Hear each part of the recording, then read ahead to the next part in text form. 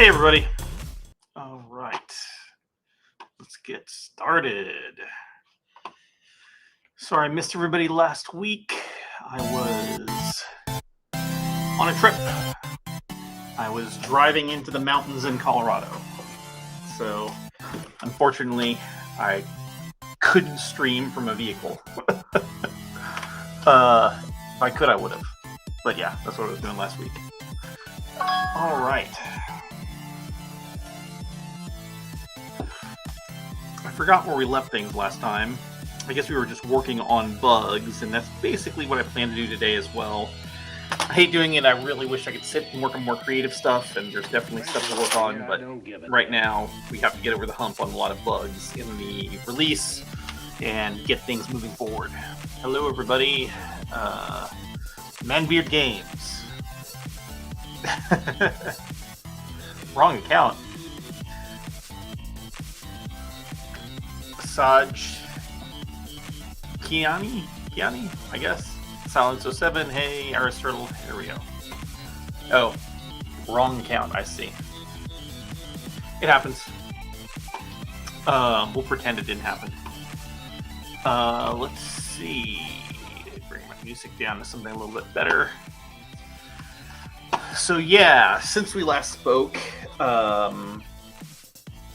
got 3.8.5 out. I guess we had 3.8.5 out last time. I was working on some fixes. Last time I did a fix that required a unit test, and we got that implemented in place. That was great. We need to do some more like that. Also, earlier this week, I was working on the console releases of MG, specifically updating the Switch and the Xbox releases to the latest 3.8.5 release.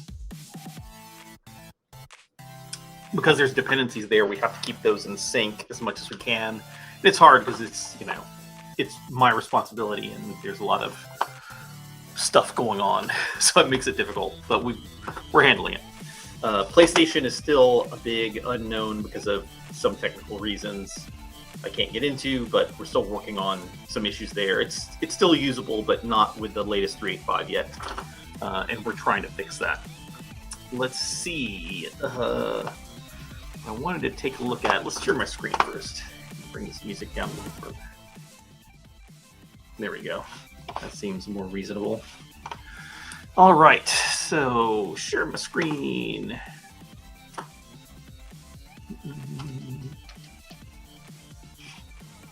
All right. Let's see. I went back to an old branch because I have, this is the branch I wanted to be in.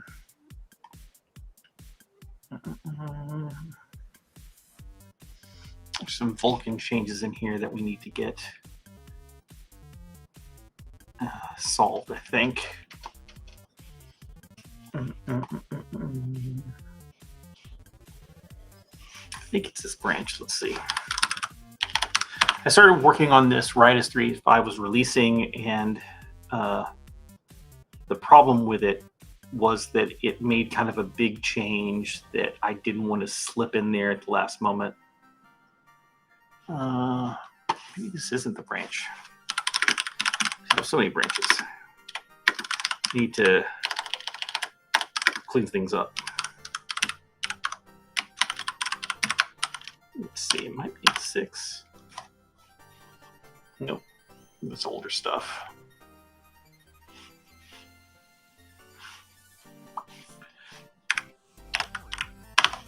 Things got kind of messed up here the last time I was messing with that. Nope, that ain't it either. I could have sworn it was the branch I was on. Sometimes, there it is. It's working on that branch, so I still have it in there in my stash. Let's see if I can get it out of there. God damn it. I hate it when that does that.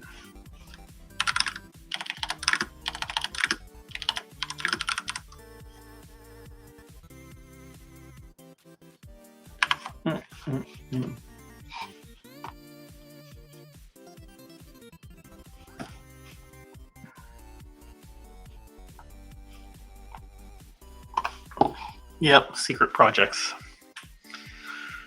Too bad you weren't around. So sad. Let's see. Let's clean this up a little bit. I don't need to keep those in there. Let's see if it'll let me now. Nope. Mesh helper. It's like these things are already in there. So always make me nervous to. There's probably a way that I can do this better, but whatever. CNC helpers. Work that change. We have solution. What did I change in there?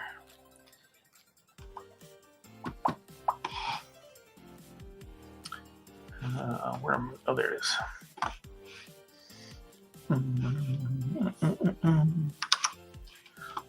Let's see. There's a lot of stuff that I'm surprised that it.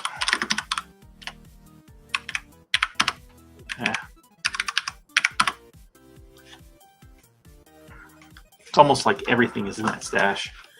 Can I?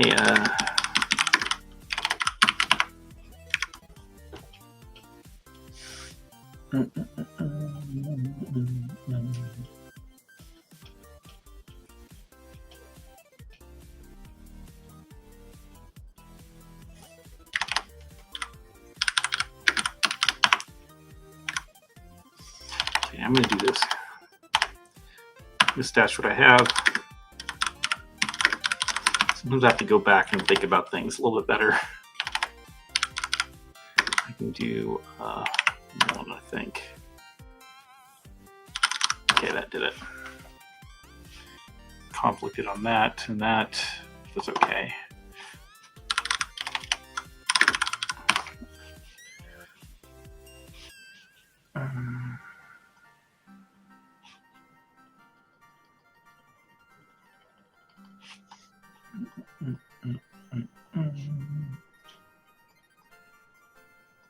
Okay, gets me back to where I was at.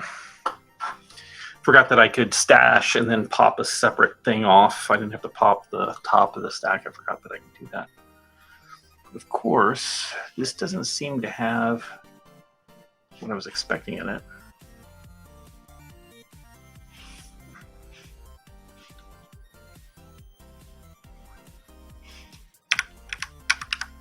I don't think it's popped the right thing.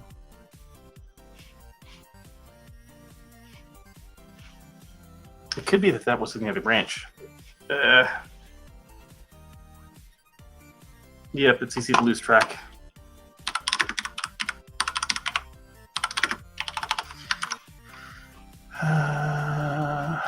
What's weird is I thought I checked this branch and I thought that I had.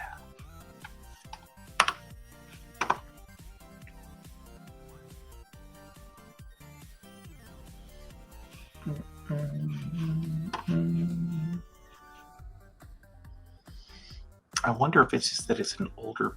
Yeah, I bet you it's that stupid thing.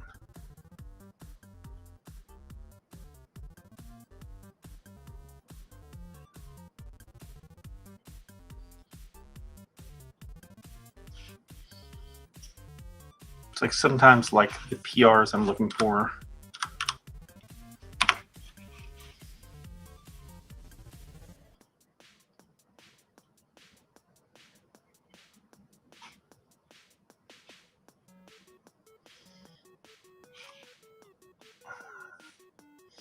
Yeah, there it is. This is something that's off there that was never merged in. That's the change. It's in this other branch.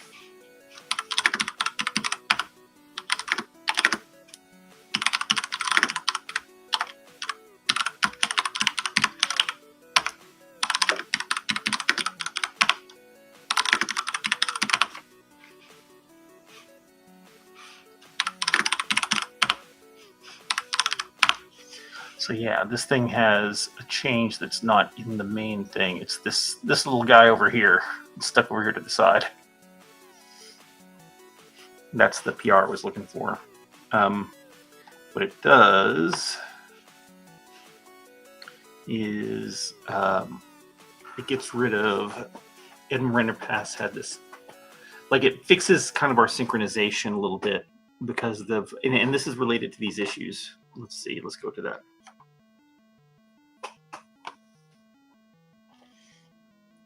So let's see, hang on a second.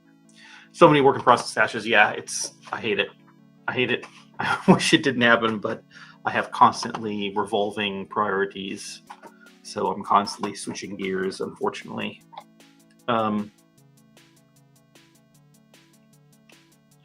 Arsenal Dev, fun question. If you call graphics device get backup data while there's a render target bound, do you expect it to fail because there's a render target or just bypass in the back buffer data?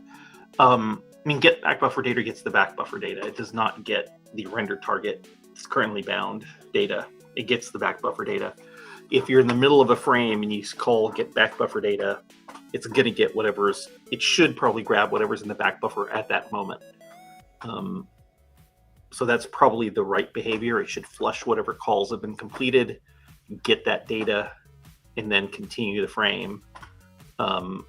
You know, if you have a render target bound, that's fine. It doesn't hurt anything. It just means it's going to flush all the commands up to the now point and continue.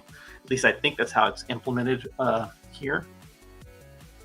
I mean, I know that there's possibly a bug at the moment there, but I'm pretty sure how that's how it's implemented.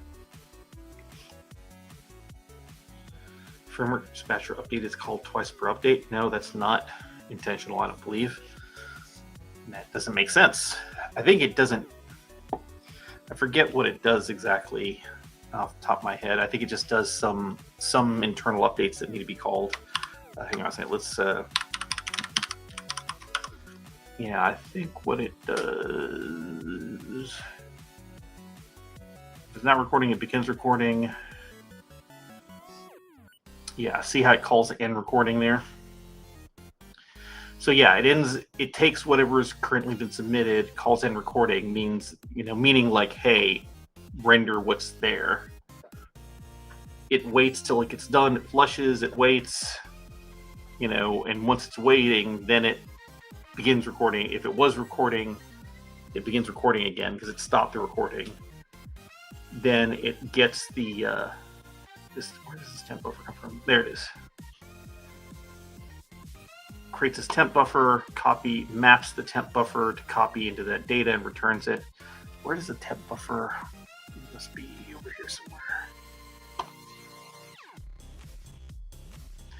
Creates a temp buffer. Where does it get the data from? Is that doing anything?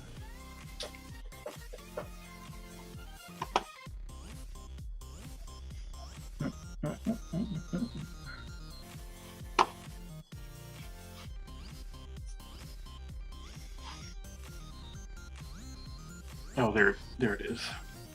Command. So there, it did highlight it. It's just not very well. What's the deal with Visual Studio lately? Like, why is it that it's like, yeah, well, let's not syntax color anything because that's too complicated.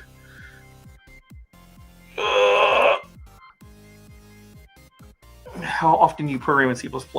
Daily.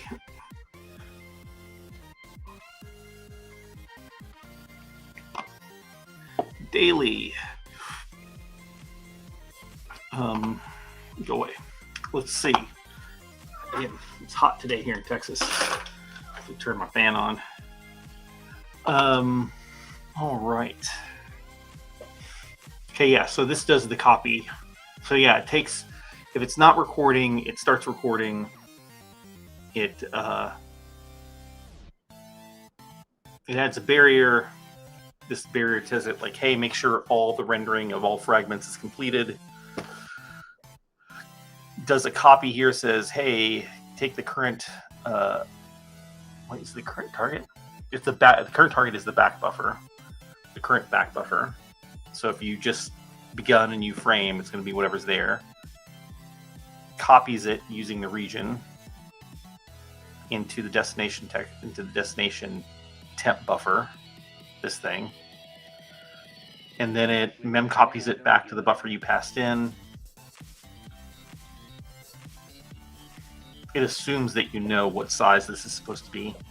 I assume that's handled on the upstream or in the C# side. But yeah, so that's what it does. It takes whatever's currently there and grabs it, meaning it'll flush the GPU, meaning it'll stall. It's not going to be a fast call. It will stop the GPU, make sure it's up to date.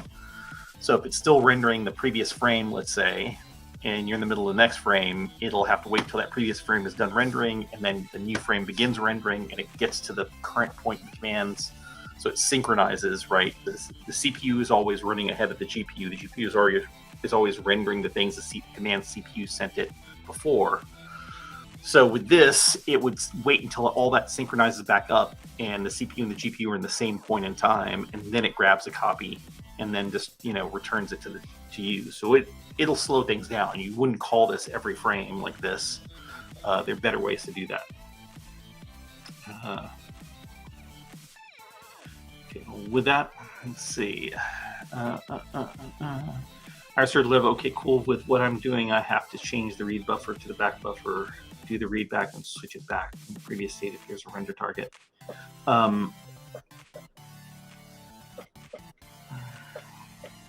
Yeah, I'm not sure exactly what you're doing there. If you're calling get back buffer state, it has nothing to do with render targets. It only copies from the back buffer. So in theory, it shouldn't break your current state.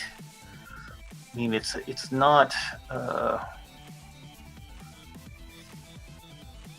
mean, it's submitting whatever commands are there, so it shouldn't be changing your render state. But if it is, and you have to restore your render targets or something like that, then there's something wrong. You shouldn't have to do that. This shouldn't break any state that you currently have when it's rendering. If it does, then that's a problem. All right, so back to what we were doing. Hide thing.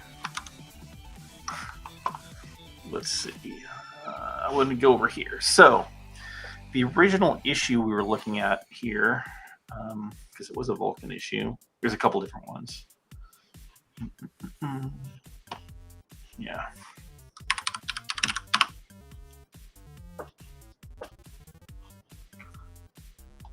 There's that issue. That's possibly related.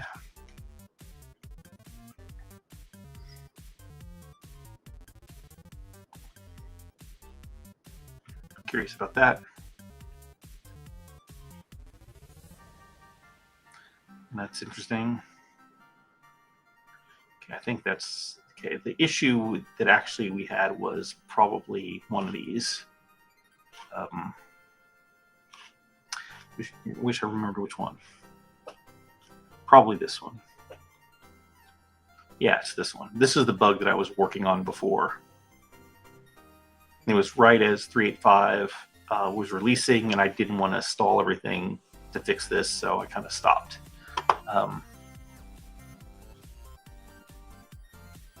So this is what I was working on. So let's go back to the issue here. So we have this latest code. So what I felt was happening was it wasn't synchronizing things properly. This pattern that's in this thing, like this is, I mean, sort of, kind of, I don't know for sure, but this looks like to me like the GPU is still busy rendering pixels and you're grabbing things at the wrong time. The test here kind of does two render targets. I actually implemented the test. I should have it in here somewheres. Yeah, here it is. So I had this test case he provided.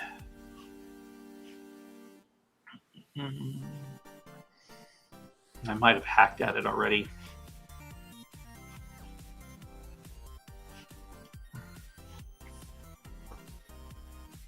Let me verify that it's the same test right now. Since I was messing with it, I don't want to violate it by doing the wrong thing.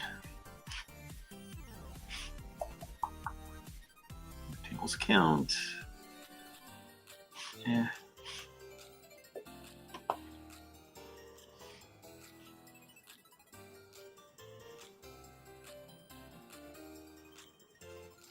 The reason why in this test, like, if this is called the bug goes away, it's because this like stalls the entire GPU. Whenever you're doing these copies and stuff, it's like, hey, flush everything. You know, because this was a target was written to this frame. It's like, okay, well, to get this data, I have to flush everything that was currently rendering. So it causes synchronization, which means the GPU has to get completely done. Then it saves it. Well, when you do that, then everything starts to work properly. The problem here is that the synchronization is wrong, and it's working with a render target before it gets done rendering to it, causing it to have artifacts. Anyways, so yeah, this test looks like it's correct. I don't think I must have undone the modification. So let's see how it runs at the moment. I might have already fixed it, and I just was nervous about merging it. If it's already fixed, great.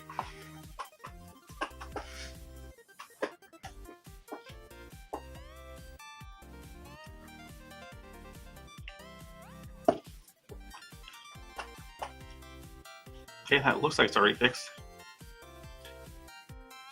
So yeah, I guess I fixed it. I was nervous about the change and it causing problems. Let me run it and release just to be sure. Reason to run it and release to be sure is it is a timing issue.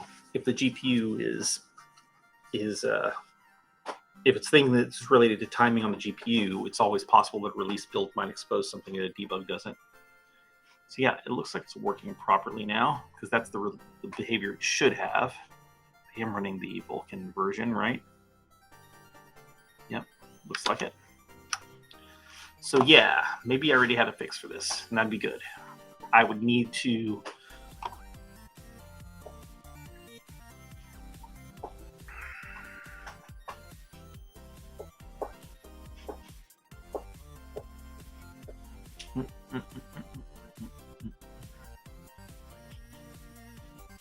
So yeah, the question's going to be is my fix solid enough, you know, to commit? So what I did was in render pass, I no longer do this switching of layouts at the end of render pass. Basically, switching the layout on the target to read-only, shader read-only optimal means that it's like, okay, set up the target. I just rendered to this render target. I just finished this pass. Switch the state of the target. Finishing the pass means that you got done rendering to this render target and you're switching render targets. Whenever you're switching render targets and it's an actual switch, it's not like, oh, you set it the same target. It's switching render targets. It is getting here and saying, hey, I got done rendering this render target. Switch the target into, hey, I'm going to read from a shader. Because that's often what happens, right? You render to a render target, and then afterwards you take that render target and you read from it in another shader. So it's like, just do this now. And I changed that, instead of just doing that now automatically, to not do it now. Like, don't automatically switch to read from the render target. A couple reasons. One, you know, I'd rather wait till we actually need to read from it. Sometimes you render to 2 or 3 different targets, then you read from it. And I think there might be some benefit to that. 2, I've definitely seen games where someone would render to the render target, go render to something else, then come back and render to that render target again. And it seems switching it to the read mode and back to a writing mode for no reason seems unnecessary. I don't know what this actually does under the hood at the GPU level whenever you do this, but I wanted to be sure that it didn't, like, unnecessary changes seem unnecessary. So, and they could be bad. So I decided let's not do that automatically on ending a pass. Instead, let's see, what is this doing now? This was something just missing. It wasn't saying the layout to what it is. But it was, why was it saying only 0? That's interesting. Why was it that? Oh, it's only the first layout because we don't have, on a render target, we don't have multiple layouts, or it's only the first layer because we're not rendering to MIPS, I guess. Yeah, I think that's why I have it set this way. But the first layout is the only one I use. So then this got moved as well. All this noise got removed. Let's see, what was it doing? If the swap chain, if it's not a swap chain and the layout does not equal attachment optimal, then switch to attachment optimal. It was basically like, hey, if I'm going to start a render pass and it's not the swap chain, because the swap chain is the back buffer, and the back buffer you never use as an input. You never really read from it unless you're doing like the back buffer copy. But since you never really read from it, it is from a shader. You don't have to do it for that case. But in other cases, if the current target is not in this layout state, which this means, hey, I can render to it. Essentially, it's optimized for being able to render to the thing. Then go ahead and set it that way. But here we're not doing that anymore. Instead, and we're not doing that because, again, we're not assuming that it's in read-only mode by default. Instead, we return to this. I had this code in here previously, or something very similar to this code before, and I backed off of it, and now I'm kind of back to it, where the subpass dependencies, this is what, whenever you're switching, creating the render pass, this tells it how to change the different attachments. And I had it before where we had two. This is why there was an array of 1 here, was because it used to be an array of 2. And at some point, I got it to a single dependency count for both, and I think that was the incorrect thing to do. Dependencies are these different subpass dependencies, where these, like a subpass has dependencies, meaning like the subpass depends on this render target, this render target, this render target, whatever targets are there. In this case, we're using it to change the state on, let's see. With the swap chain, it does this. It pretty much is the same, except it's being a little bit more aggressive here. Like it's looking at these other stages where previously it was not. It was just looking at color attachment. This state. So yeah, it's more aggressive here in these states, which means a little bit more synchronization, but it's also more correct and handles more cases. Let's see, what else? And this was the other key, was using this to change the state on the target. So basically, instead of doing it whenever you're about to start rendering, it's like, hey, when we actually need to read from the target, are we changing its layout state? Also, it was missing some layout state changes, because this is only, like, this code in here is inside the cache. If it's not cache, then do this. Well, it means that this was only happening inside the cache, right? Like, only inside. If there is no cache version, it does this. But what happens in the case where there is a cache version? It wasn't doing this, so that's why that got jumped out of here. Then this is kind of just updating the synchronization more properly. And then here is where we added in, like, hey, after we do that, go through all the targets and update their state properly, so the layout state is correct.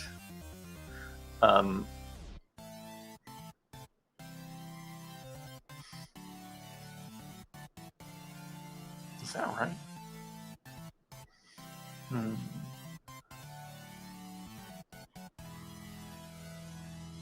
Oh yeah, that's the final layout. Meaning, like, when I'm done, this is the final layout thing. And then what else did I do here? Resolve render targets on the first. Yeah, so this just forces it to end pass. Resolve render targets on resolve. Should be recording if we're going to resolve MIPS here. Yeah, before resolving the MIPS, make sure we end pass first. That was the other thing that was happening here. The end pass.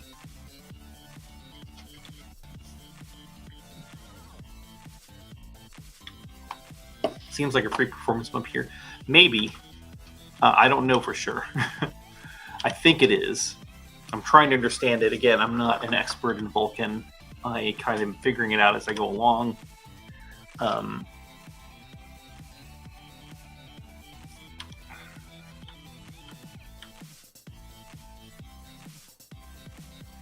Yeah, for resolving the MSAA, we have to end the pass first, and then it can do this resolve. And I think we were doing something. Yeah, there is the target levels, variable layout.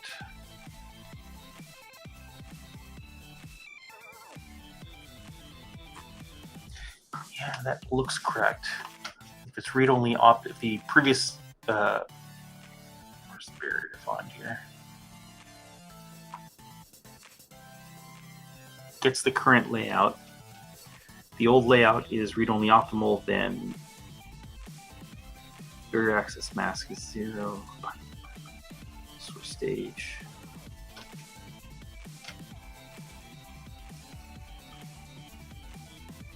Okay.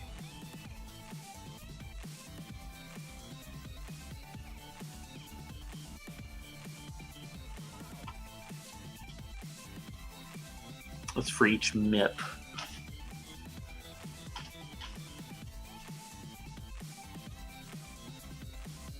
I think this looks correct. It seems to be working for this case, but I don't know for sure if it's working for all cases. Why did it remove this bit? I don't know which bit you mean. Unfortunately, I think when you guys are chatting at me, like everything is delayed by like 60 seconds, so who knows what you're talking about. You'll have to be more specific. The very old layout check. It's not removing it, it's adding it. This is the added side. The removing this is the previous state, this is the new state.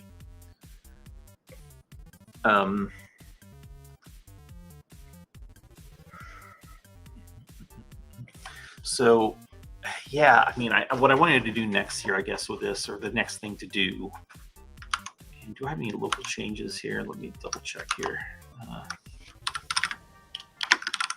See if there's any local changes that need committing. So I want to know if there's any other things that there's this validation stuff that I have enabled at the moment.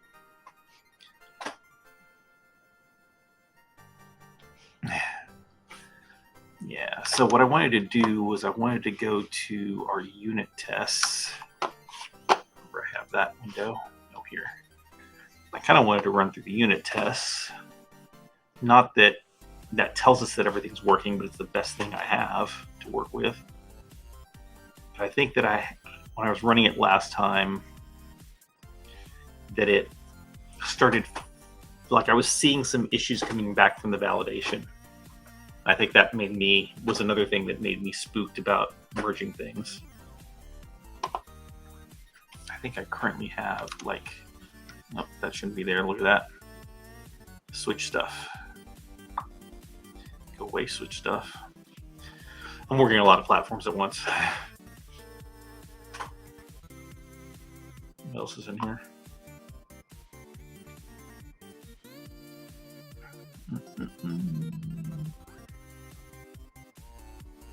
Xbox, Switch.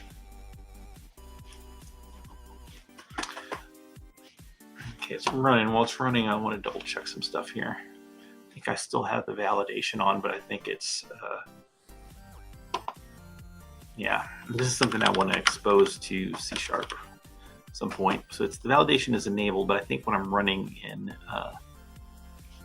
unit tests like this, it does not show me any validation errors in release. I have to run a debug to actually get anything. It'd be nice if the unit tests would fail if validation is on, but I think it doesn't. We'll double check. So I believe that fixes this case. The question will be, is that enough? I'm going to rerun this and just see if this runs with it. This change should.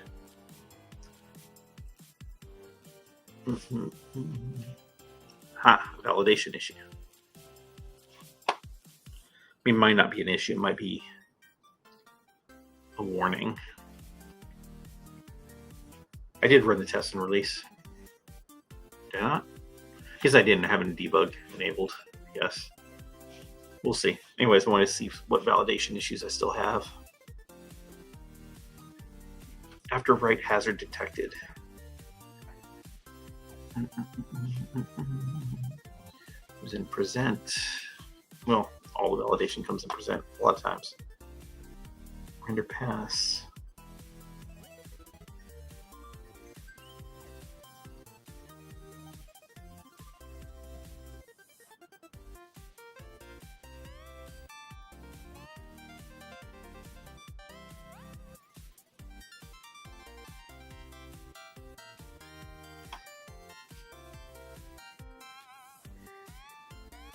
After write hazard detected, render pass, frame buffer 0. Submitted on current queue, writes to resource which was previously written to by in command pass for buffer 1.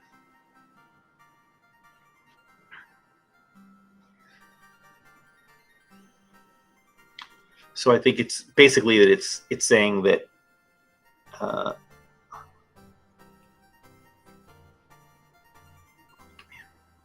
BK command buffer.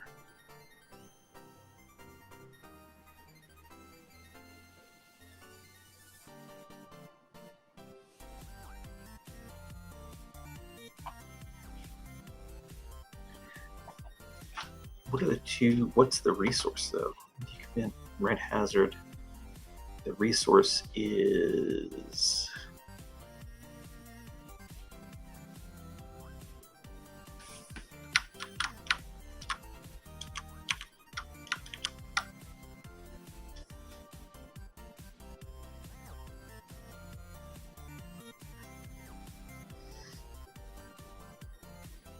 command buffer itself.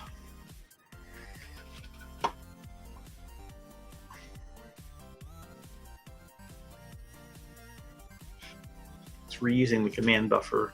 You know, I've seen this before because it doesn't, like the command buffers and the frames don't match up. It's like it'll, because of how Vulkan works, I guess, it will, even though we're like use one command buffer, the next command buffer, and another command buffer, and the next command, like we're ping-ponging between command buffers if we have like two swap chains, which we do in this case. It will possibly render to the same frame twice because of, I don't know why, because whatever optimization it's doing internally, it'll use the same back buffer twice. So sometimes it'll mix up the back buffer with command buffer, or it'll use command buffer that's usually in frame 2 with back buffer 1. And then I think that's what's happening here. I think that's what it's saying. Sometimes it is a temporary thing, but it'll still run because this is a warning, not a actual error. I mean, here it is. Why isn't it showing me the window? Oh, is you hiding the window from me? I don't understand what's happening. Why is it? Why am I getting the toilet bowl of death?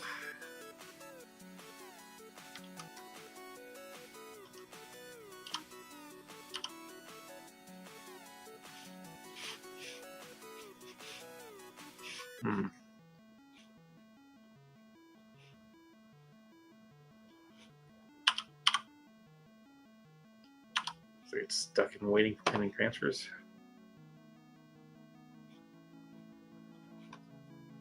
Oh, it's trying to shut down.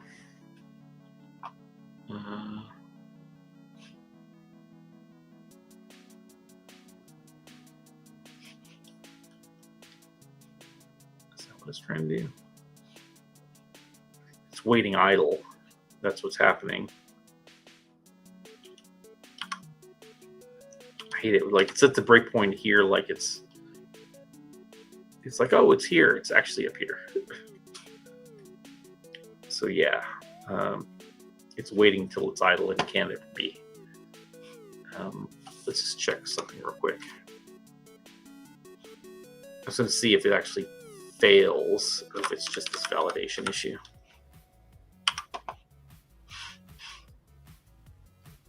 Looks like the unit tests had issues.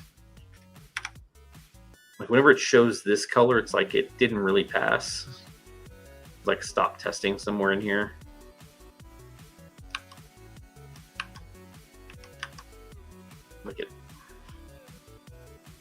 like it passed, but in a previous build, not this one. Stupid. I'll get back to this in a second. Well, at least it's rendering.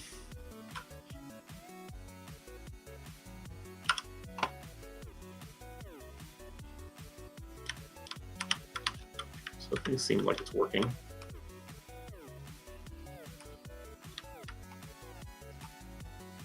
God, that fucking tint drives me nuts. It's all tinted purple for a reason. I'll show you why.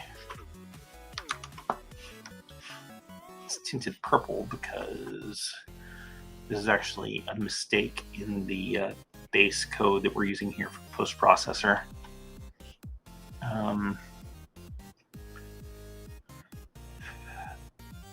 It's doing this bloom effect, and see how it's saying alpha blend?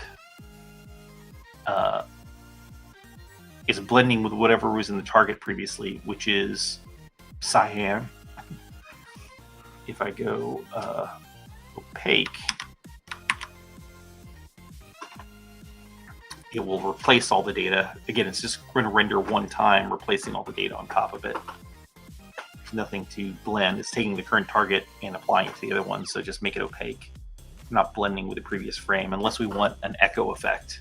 If we want that, then it should be, this target has to be created differently, and it should be, let's see. Like, if you wanted to do that, we'd have to say, first, let's verify that this fixes it. This is how I fixed it in the platformer sample.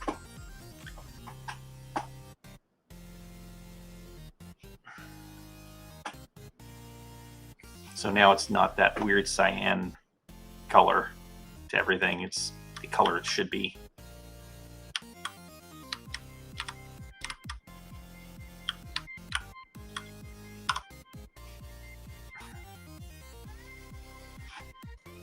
See that little vibration.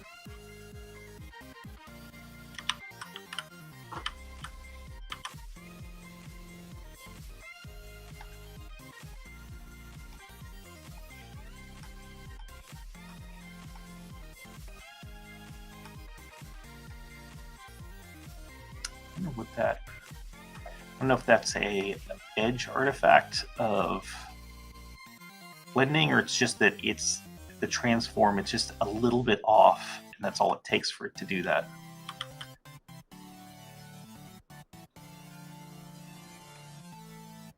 Have to examine the rendering closer to figure out what that artifact is. We don't want it regardless. I think the other way to fix this is if you do this.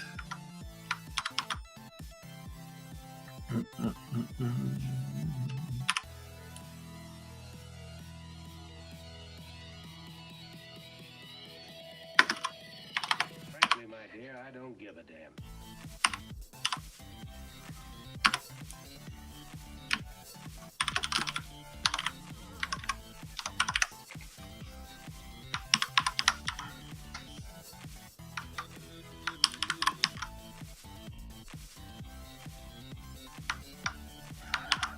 First thing that we have to do is not maybe do it this way. I want to see if that fixes it actually. I think it might default to black when it's preserved. I forget. Yeah. But now that you can see how the glow kind of is blooming, or the glow is being dragged around. Probably not the intent, huh? Probably not. So yeah, instead of blurring, or you kind of want, maybe wanted it to do this, you'd have to, like, if you wanted to do this and have the blur kind of streak a little bit, you'd need to kind of fade it out when you're writing it. What if we did that? Sorry, I lost the chat.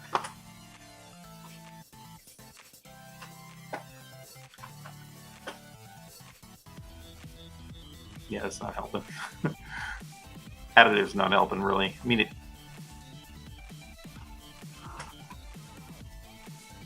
it's not really doing it. I'd have to actually fix a shader to like. It's cool though. I don't think that's the intent, anyways.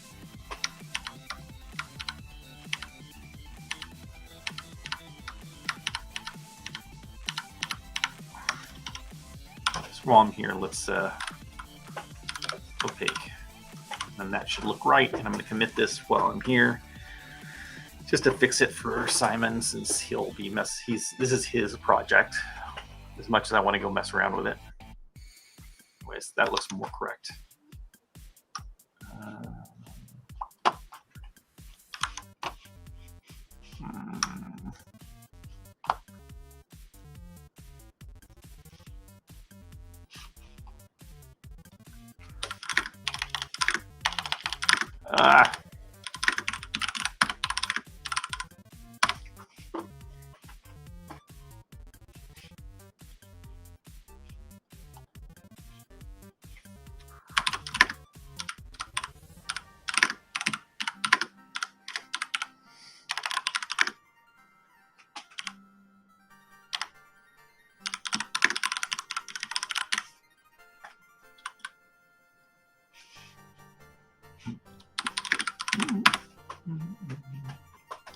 All right, that's there for Simon to have fun with. All right, so that ran, but this stopped. Let's see, let's continue running it. It's like one of them will fail, and instead of, not always, like sometimes those all ran, these are all running okay. Sometimes you have to run it one at a time. It bothers me because it suggests that some of them are failing and then stopping the rest of the tests.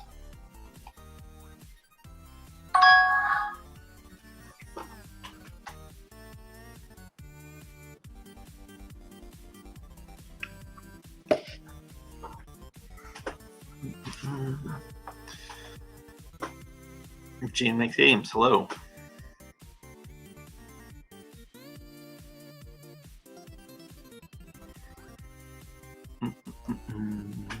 All right. Now, this might just be a yellow thing. I might just need to commit this, and if our unit tests pass,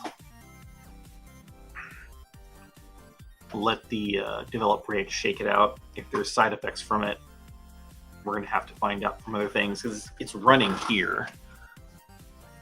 I need to find another example to test. Maybe I'll run it on Ascent real quick and verify that nothing's worse there, at least. Well, Ascent still had an issue that we were dealing with that's not related to it, so it's probably not the best test. We can check it on Platformer real quick and see. I'd like to get this committed so that at least that one issue can be cleared out. And then I can look at one of the other ones.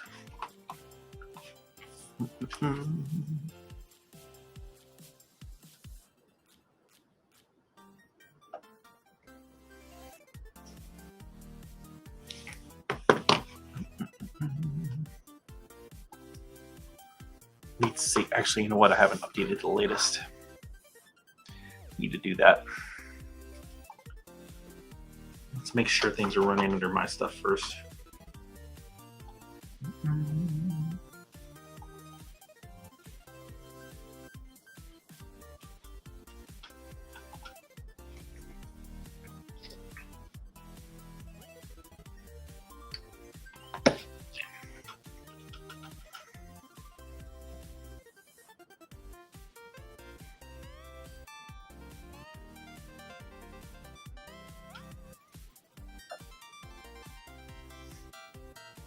This one kind of runs a weird pattern for some reason of tests. Not sure why it does that. Why some are rendering in a different order. Or not rendering, executing.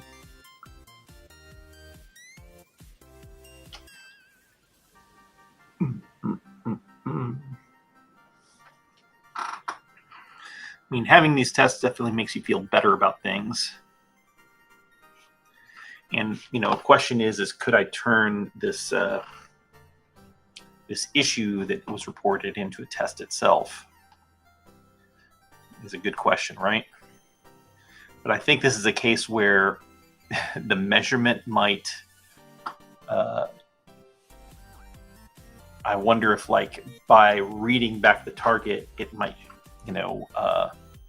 ruin the test, right? Like, the test was this. If you do this, hey, the bug goes away. So what it does is it says, I'm going to render 2 rectangles. I'm going to set an aux render target. First, I'm going to clear it. There's accumulation render target to clear or transparent. Then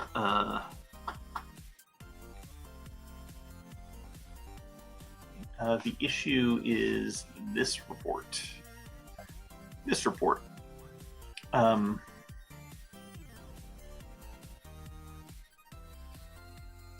Which came with a cool little test. So, horse frying GL fails here.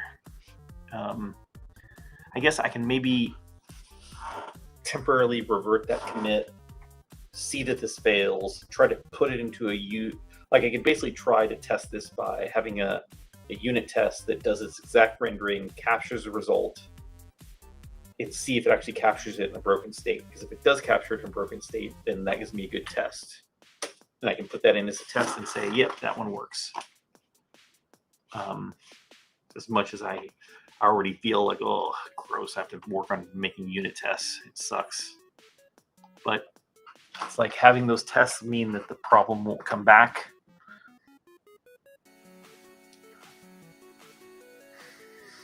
It might expose issues in other runtimes. So it's probably the right thing. Not probably, it is the right thing, as much as I hate the idea of having to do it. Maybe I can pull it together fairly quickly. Let's see. Every time we do one of these fixes, it means the framework is stronger, and I think that's a good thing. And while the Unities and the Unreals of the world, even the Godots of the world, have a huge budget compared to us and a huge staff compared to us, we still have to get things moving. And unit tests are one thing that can help us, at least retain some amount of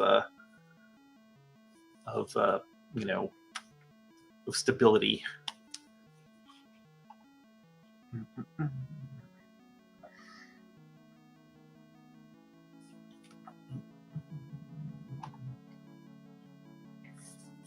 So I need to update to the latest after I verified all these tests pass.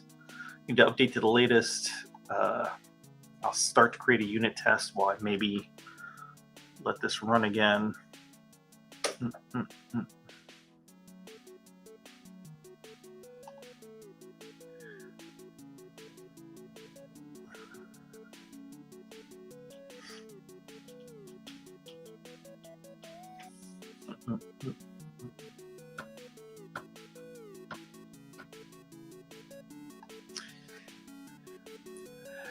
Yeah, I mean, obviously there's a balance of that, right?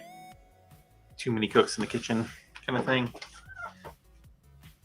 But having the budget to have a team is definitely an advantage that we don't have. The team is basically, there's basically 7 of us on the board, a couple of us, actually doing, that have the time to, and those Streambo people are always looking to mess with our stream. Having the staff to actually work on this stuff, it would be nice.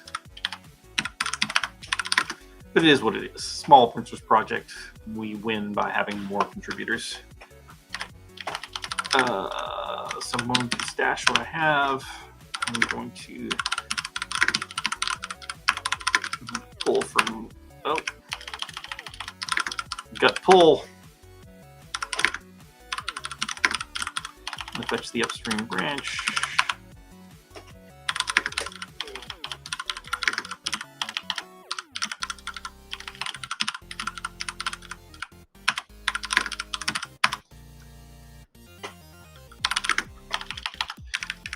branch again.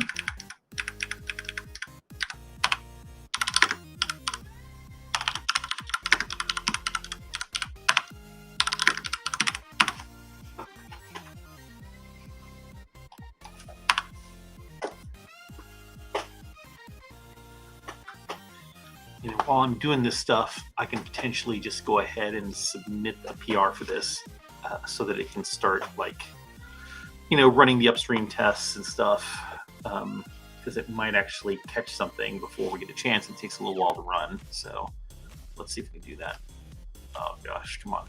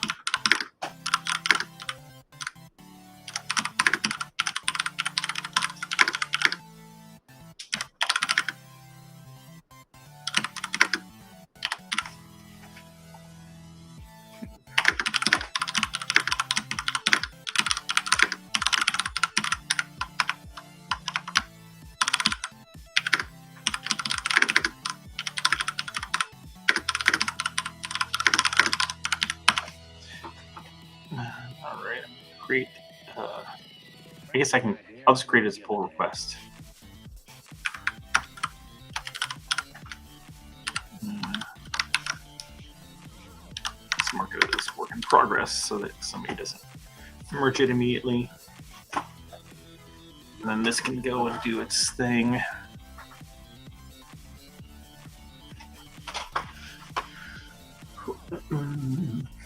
While that runs, we can go do our stuff here. Copy stash. I did not.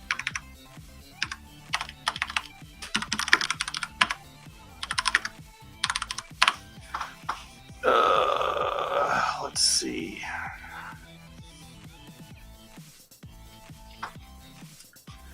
Silence 7. Silence 7 says, "Forgive my lack of knowledge. You work on this on the side. Do you have a full-time job?" Yes, I have a full-time job. I'm sitting at my full-time job. I run a small game studio called Sickhead. We've been around since 2002, 2003. We do technology development, game ports mostly. Done a couple games. You know, nothing wildly successful. Otherwise, I'd be doing the stream for my Learjet, but I'm not. Let's see.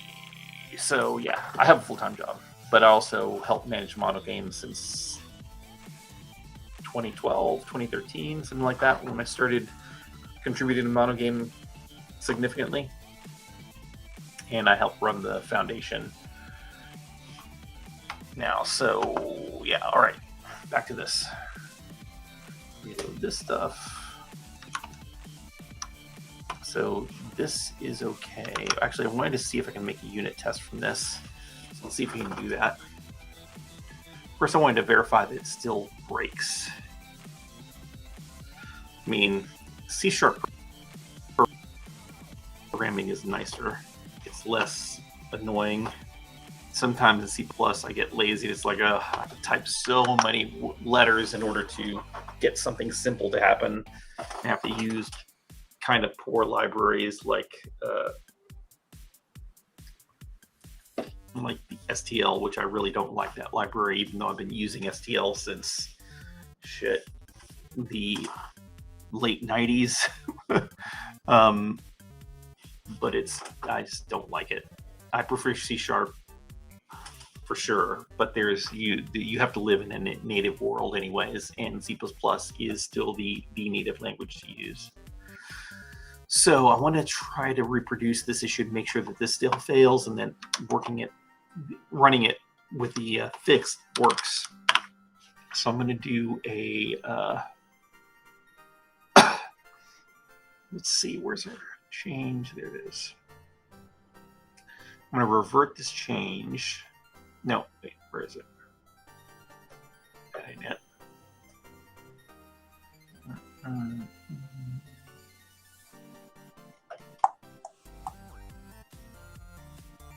There it is. I'm going to, I want to revert this change here. And then I want to undo the change. I think if I hit revert, it'll add a commit that reverts it, then I can undo that commit, I think. That's how that works. Oh, I have to stash changes first.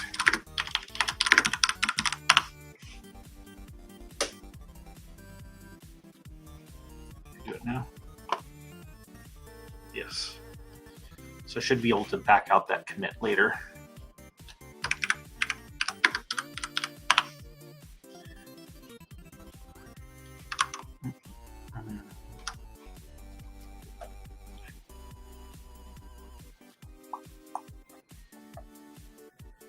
I just like to test it with knowing that it's going to fail. So to have a failed test written first. So if I run this now, it's going to update to the latest rebuilding Vulkan library, and we should see the failure case. Even though we're releasing everything, it should be fine. We should see that weird behavior. There we are. So see how that noise is happening? That's just the GPU isn't done rendering when it reads it, causing that behavior. If I ever had to type static cast again, I'd live in a happy life. Don't type static cast. You don't need to type static cast. Static cast is stupid. I still mean, like, you'll know it's my code because I still use C-style casts everywhere. I mean, there may be technical reasons why I still don't understand why people even bother to use static cast. Yeah, it kind of documents what you're trying to do. You know, dynamic cast, I get it. It's actually doing something, but static cast does nothing. Just use C-style casts. They work. You know, you're basically saying, I know better than compiler. Convert this to this. And you shouldn't, if you're doing that, you should be knowing what you're doing, and it will do exactly what you tell it to do. Static cast sucks. It was during the era that but all the warnings, I would just disable that warning. Ensures safety. I don't know if it ensures anything, really.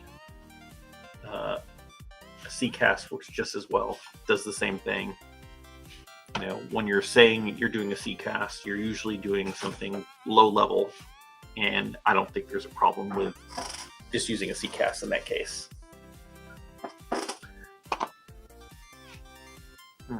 Let's see. Okay, so we reverted that. We saw that the thing failed. We want to write a unit test to reproduce this. So the first question, I guess, is will this... Let's see, if I run this and set a breakpoint,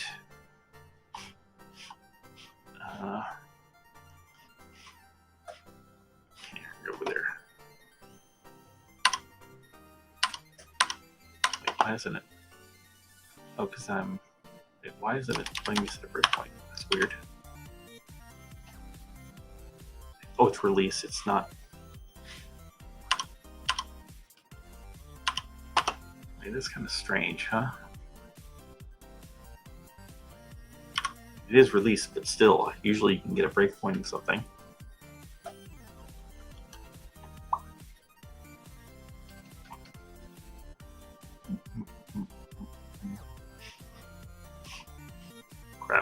that. I didn't want that. I'm just trying to put this window on the side. Thanks. I wanted to see is if I set a breakpoint here. Okay. So it looks like the noise, even with the breakpoint set, it's going to keep happening. So there's a pretty good chance that I can write a unit test that reproduces this.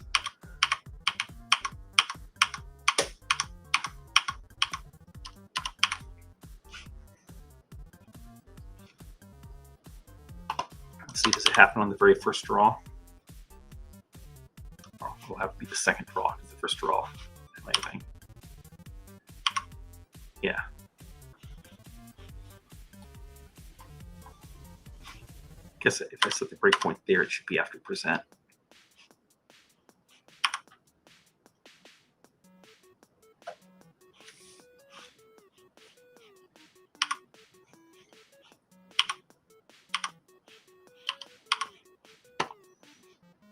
Okay, let's see if we can get this to work. So,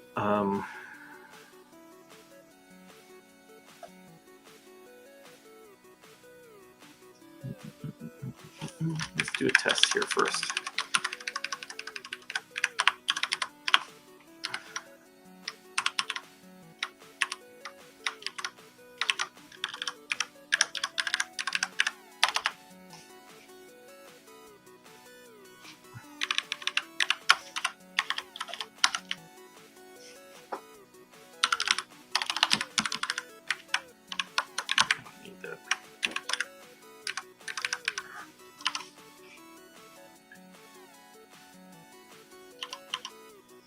Let's see what happens if we do that.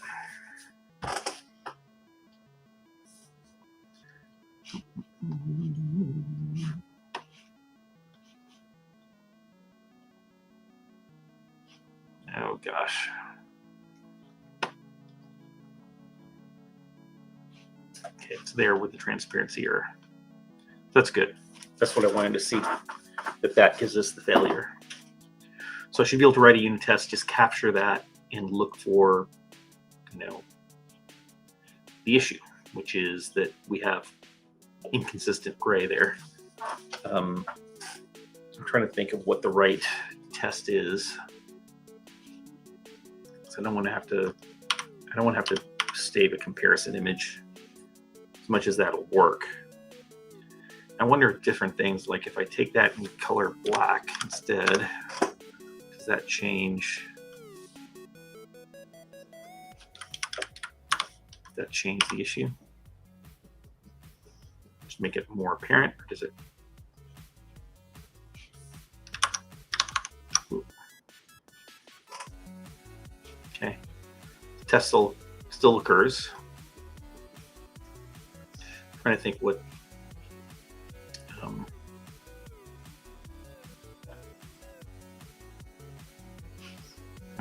Trying to think what the right way is to test this to verify that it's correct. I wouldn't want to have to, like, I guess I could store an image of it and compare it.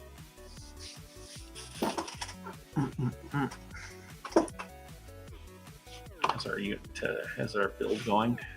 Still going. It built, at least something built.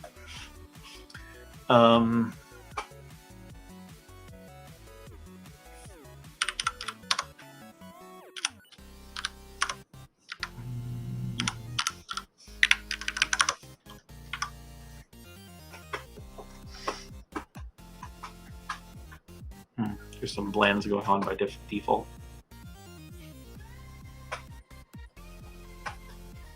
The sprite batch by default is blending, which I don't know if that has anything to do with the test, but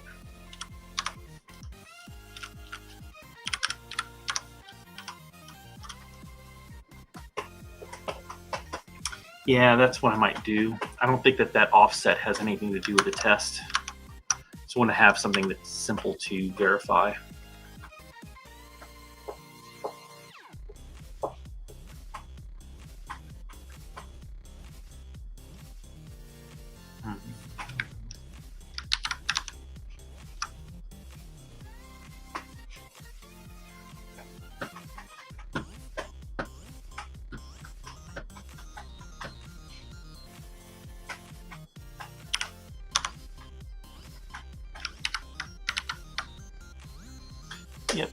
Should use a rectangle to be next to it instead. 200, 200, 200, 200, 200, 0. I think that will do that. Might have to fix my target though. I think it's not set up for that.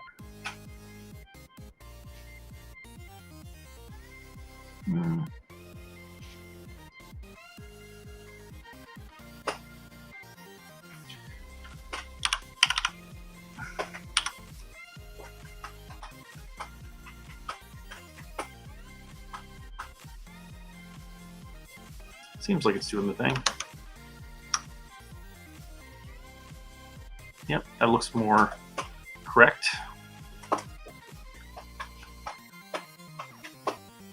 I'm a little worried that it's gonna like get lucky sometimes and pass, because it's depending on noise from the GPU. If the GPU is fast enough, it might not occur at all. You know, but I think the GPUs that we have on our unit test systems are not going to cause that. So I think this might be a reasonable test. Renders the 2 rectangles. Second one is fucked up. Do I even need the first rectangle? Why is the first rectangle important?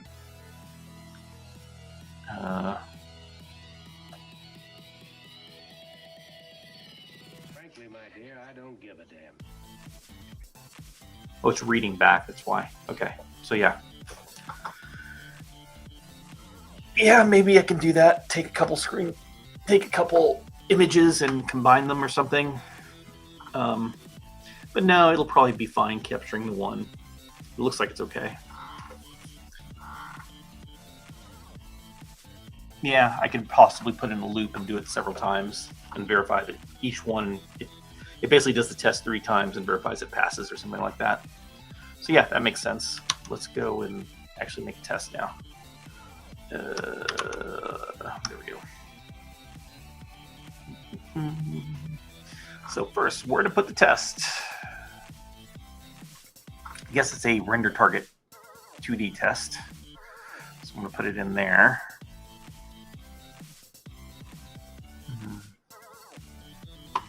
We also have some other. Where's the other?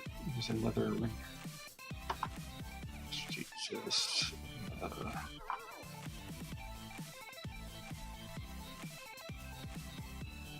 No, I guess render target 2D test. Should be fine. Yep.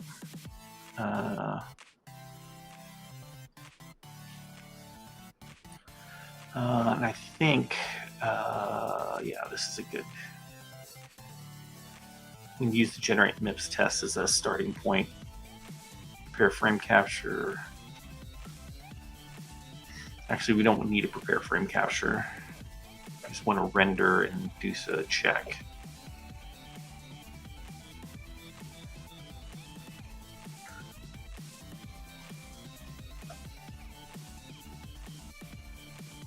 Yeah, we just want to test like this.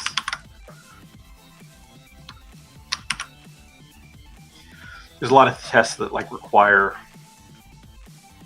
you know, you have to do it in the right fixture with the right setup and everything. So I'm just trying to find a good place to put it. It should be fine for all things. So what is this test called? I hate calling it, I guess, render targets.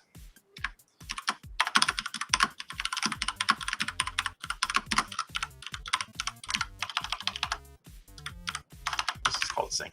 I'm having trouble spelling synchronization right now. Maybe I will.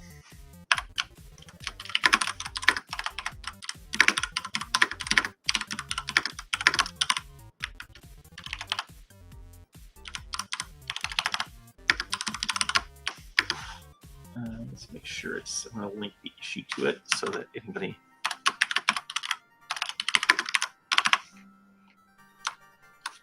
So that no one. So we know where it came from. Then I'm going to grab this code. Let's see, what do I need here?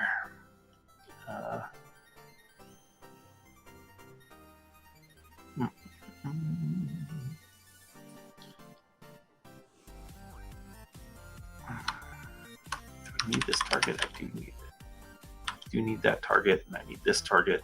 That's it.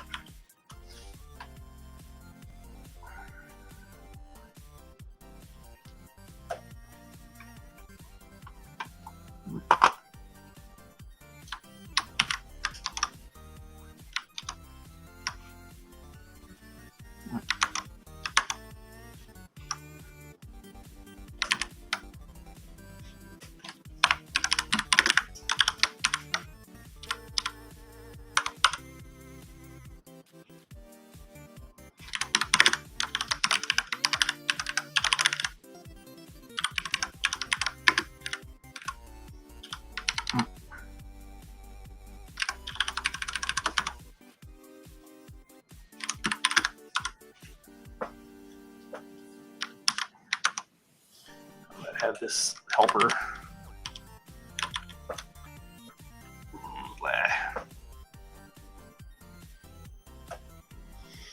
I think there's an easier way to do that. var is great. I use var. Some people don't like using it. I like using it. Let the this tell me what it is. I mean, Visual Studio could be smarter. It could give you hints to things, like it could hover some text under var or something to give you hints of what things are. It could do a lot of things, but they've decided not to do that.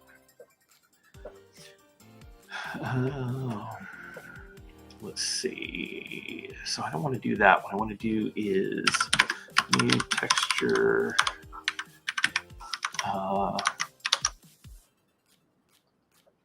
1, and I want to pass it just a single color white. Yeah. Nope, it's texture 2D. 1.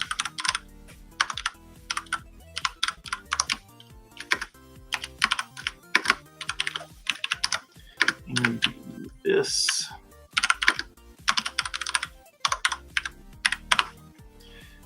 Something like this. There we go.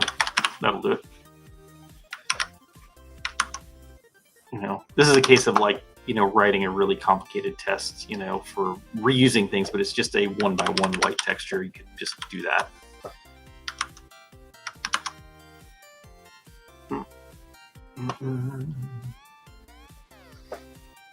Right, good there.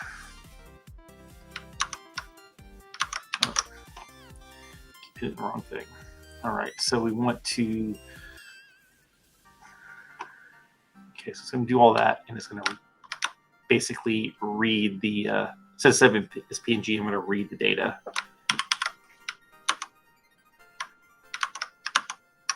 For now, I'm just going to have it do it one time.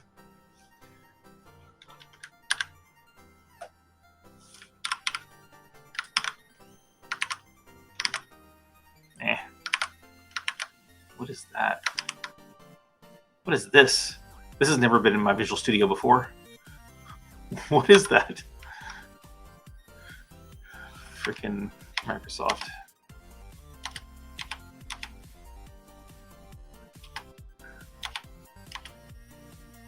I say Microsoft, who knows? It could be something else. I think I installed some SDKs for some consoles recently. It's possible that it's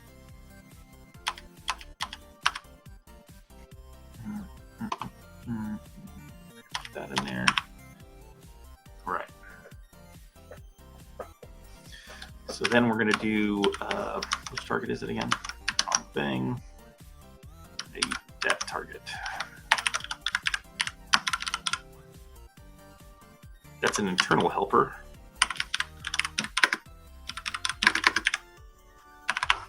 I'm going to verify that. I could probably write something fancier, but I'm going to do something lame just so I can tell. It's not assert. What is it? It's like, what is assert?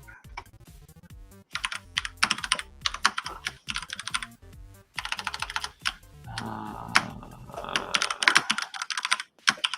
don't know what color it's supposed to be. Guess I'll find out.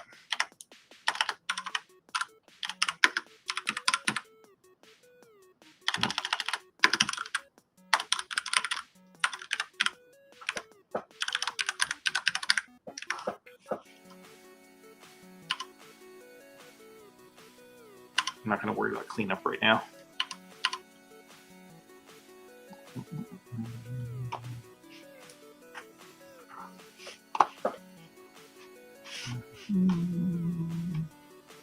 Nope, wrong thing.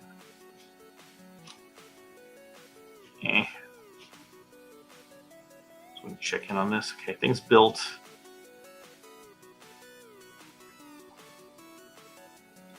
Wait, does this run the test? I guess it's not run the test yet because it needs to be merged. Somebody needs to approve it before the test run, I guess.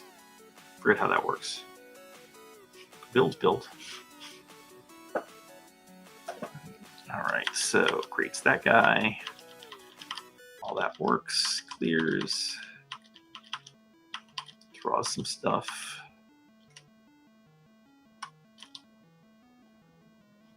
Okay, so that's the correct color. I'm not going to scroll through that, but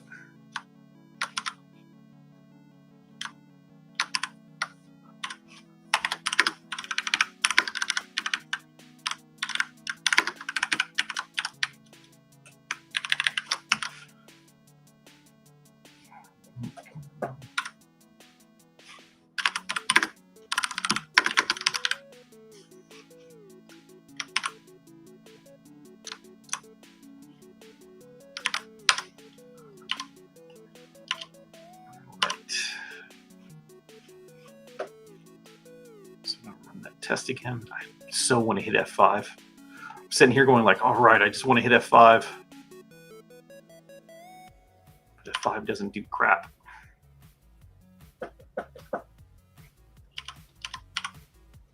Hey, look, one failed. So there we go. So that is working. It's detecting the issue.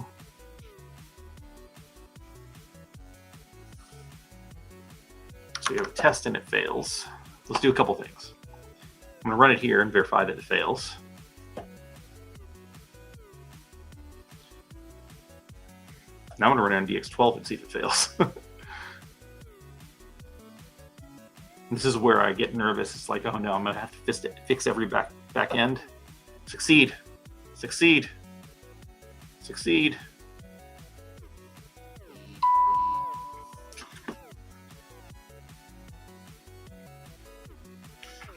Succeeded. Okay, good. So at least DX12 doesn't have the problem. But it does fail under Vulkan, which is what we wanted to see. So we have a good test that fails.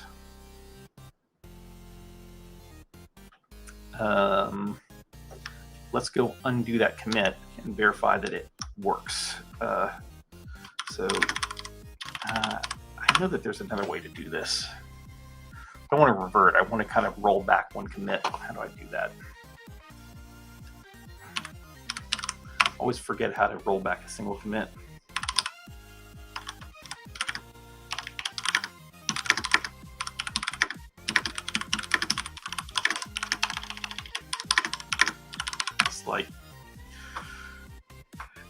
It's something like git,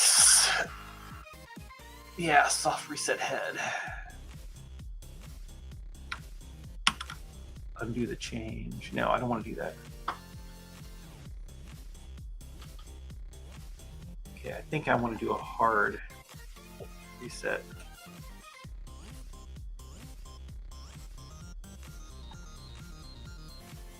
I guess reset soft is what I want, just in case.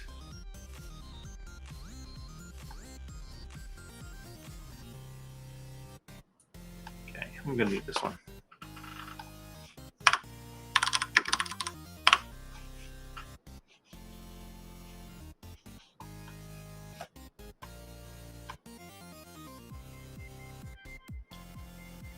Yeah. So it's like it's still here, but it's not, you know. It's probably not what I need to do, but it makes me feel safer. I don't trust it. Sometimes I'd rather do the safe thing and not worry about it. That's all the validation junk. That's all validation junk. Need to deal with that at some point. Commit that or something. Okay, so that's a change that we don't want. That's a change change we do want. This change we don't want. This one we don't want. We're just restoring where we're at. Yep, all this goes in. Restoring the stuff that we had modified. So get back to where we're at. And I'm sure there's a better way to do this, but this makes me feel secure. It did it right and I didn't lose anything. I can't really lose anything. It's already committed and pushed, so it can't be lost. All right, so left with just those changes. So now if I come in here and run this test, it should succeed. On one, that's DX12.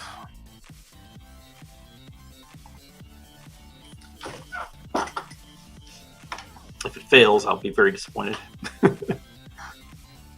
Yay, it works. All right, so we have a good unit test. You can probably still run it several times. It looks like it always corrupts in some way.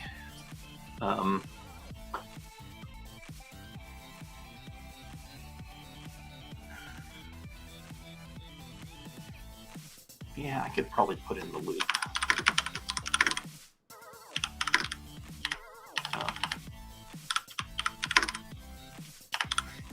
Why was it T6? What is this AI doing? Why does it think it needs to be 6 times? What gave it the hint that it's 6 times? Is it thinking a cube map?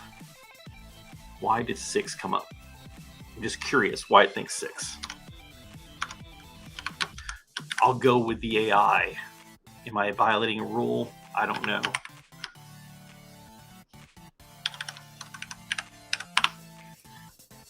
It's going to do it 6 times. That'll make sure that it's correct, right? I mean, it's just some rendering. It's not allocating anything. It should be fine.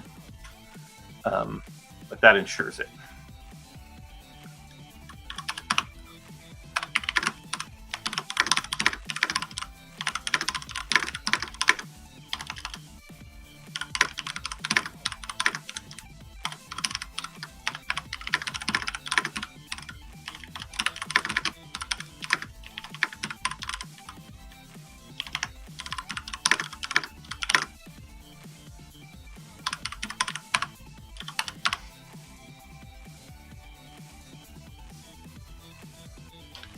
Yeah, maybe.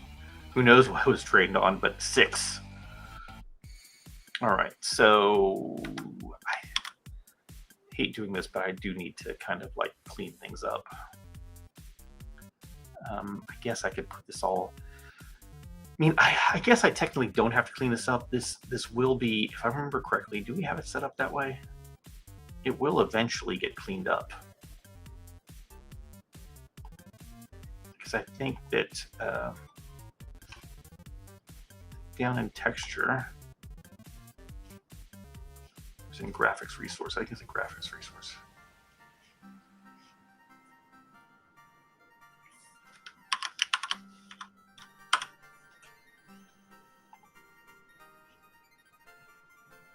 Yeah.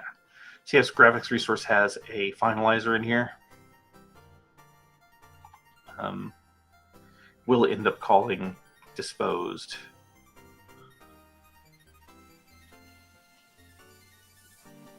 Or dispose, sorry. Which means that in texture,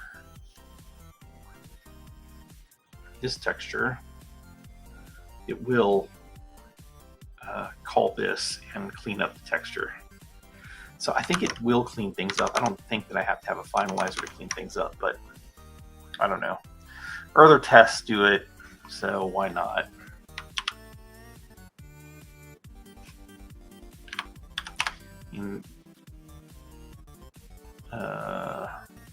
This gets into like really wacky things, but I'll just do it. I'll be a good programmer and do what I'm supposed to do.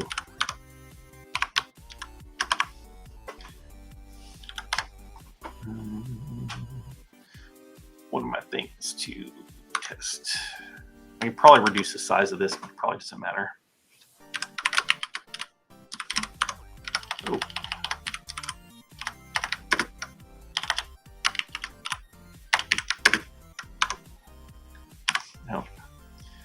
all has to go outside of it.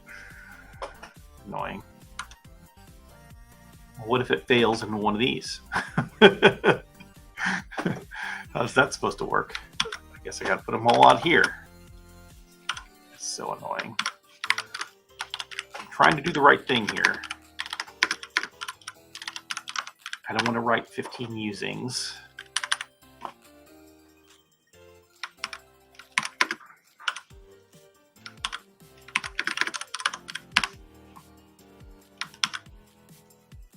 See, this is kind of the thing, like, maybe the finally should be able to peek into variables inside of the try. It wouldn't surprise me if that was a debate that was had at some point on the language.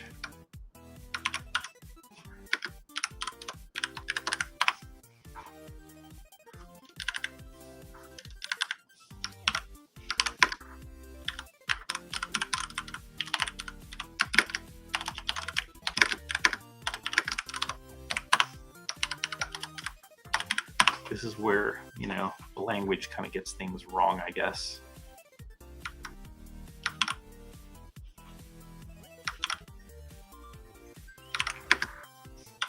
Yeah.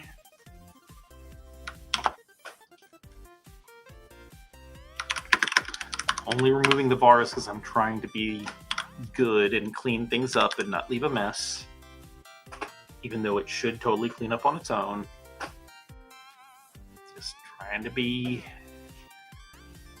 a responsible programmer. I hate that I have to do this. I shouldn't have to do it.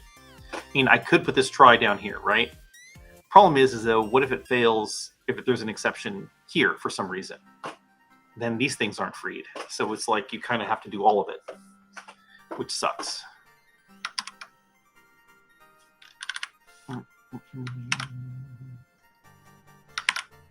Damn you.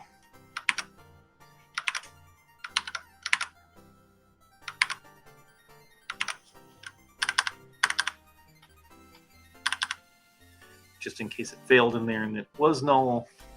Capture those cases. Like, yeah, I think the finally should be able to see these variables inside of here. I know it's outside of a scope, but it should be able to, so it can clean up stuff like that. Having to do this sucks, and it could be maybe that's a feature of .NET 11 or whatever the frick they're working on next, and I'll enjoy that. But so far, no. I don't know. Yeah, I don't like the usings because it ends up making sort of its own mess, and then there's some things like this that, I don't know, the usings seem like they're also kind of, I don't know if they're cleaner. I mean, let's look, right? So we have this version of the test. I'm going to, I can always undo to get back there. So let's see if we did usings.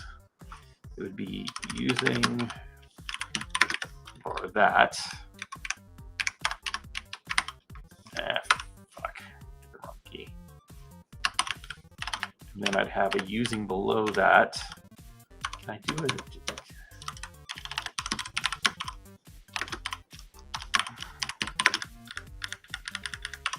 God damn you.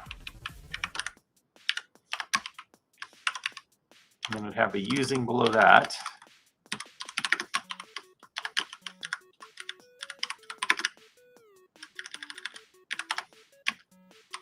And then I'd have a using for this, but I'd do the set data inside the loop.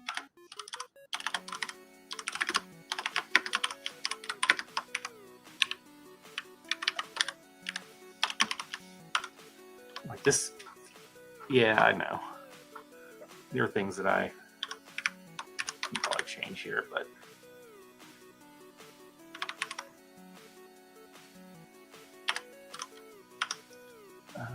this needs to go down there too. Eh.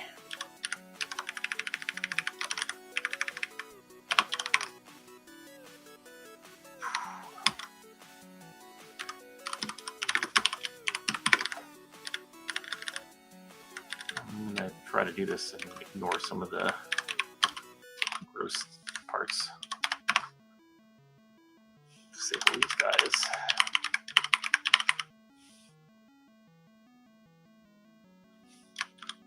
then I do all this.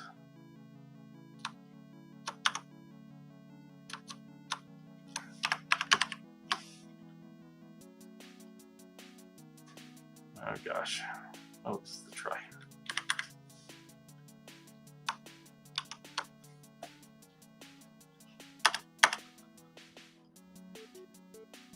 Still broken. What did I get wrong? There we go. So I don't know. Wait. We can do that. So that works. So what happens in that case? If I did that, what does it do?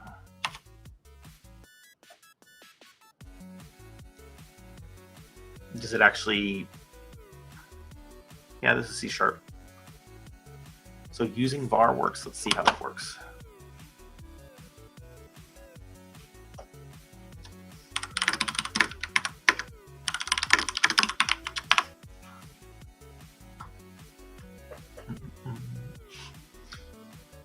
Let's see what GPT tells me, or whatever it is. Yeah, I know what var is. No, dummy. No, dummy, that's not what I mean. No, dummy.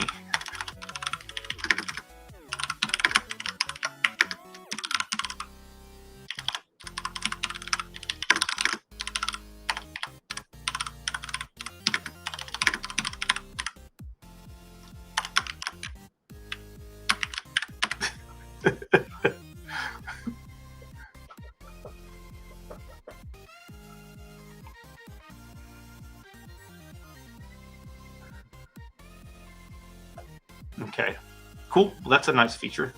That definitely makes it neater.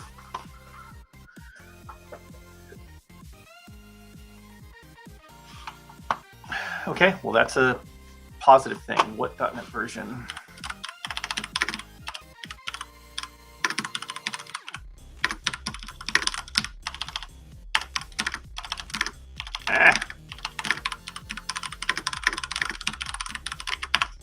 Is that a 9 or a 10? C#8 feature, so it's a pretty old feature. Yeah, just wasn't aware of it. Okay, well that's even better. The older the feature, I like it. All right, so much better. I learned something new in the process, which is great.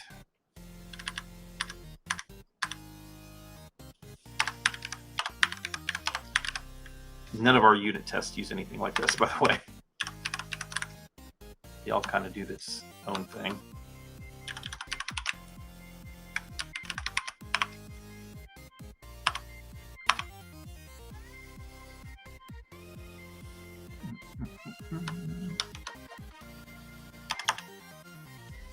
Right, much cleaner unit test.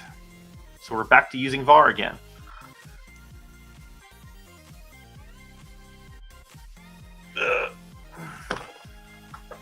Yeah, no, vars are here to stay.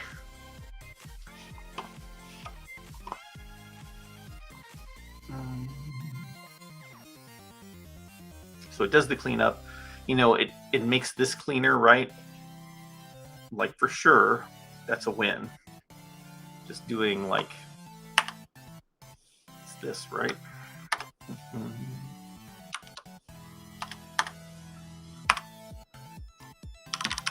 And I like it when they add really clean improvements to language like that. You know, like that's super clean and nice. You don't have to have you don't have to have a bunch of parentheses and brackets and all this extra junk. This is when they're doing their best work, is this clever idea. Frankly, my dear, I don't give a damn. You know, everything else is stupid. All the other stuff. I still don't understand what a record is. One day I'll learn.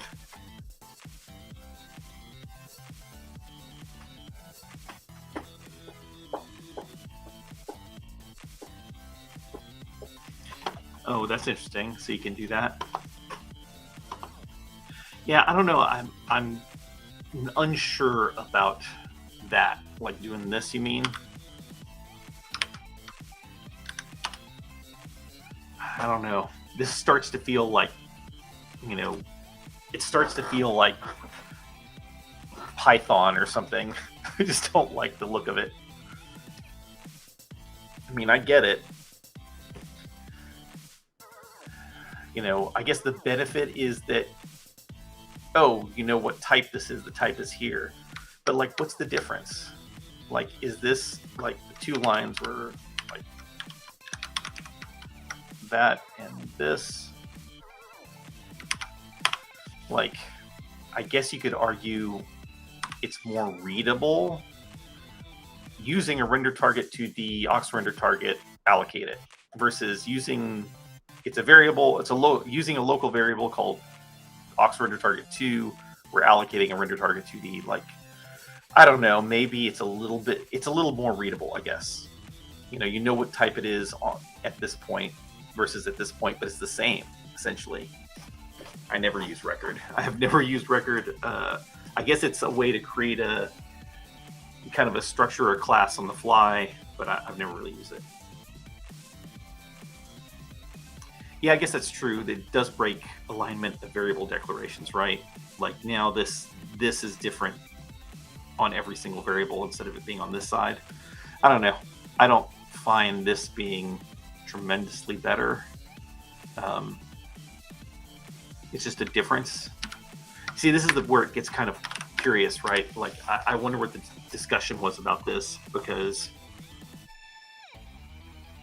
this seems like kind of a lateral move. It really didn't improve anything. It's like, oh yeah, it's slightly more readable.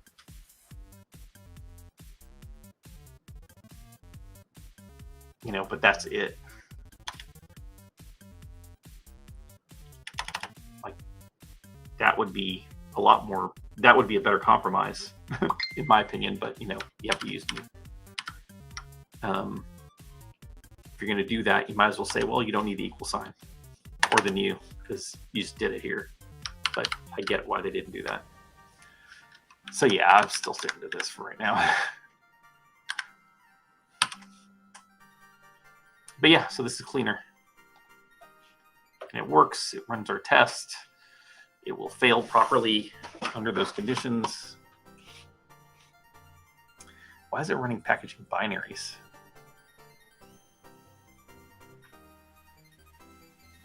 So it ran our tests and everything, so that's good. Why is it testing, like, that's kind of weird. Like, why is it trying to package binaries on a test like this? Is it because it's me? I don't know.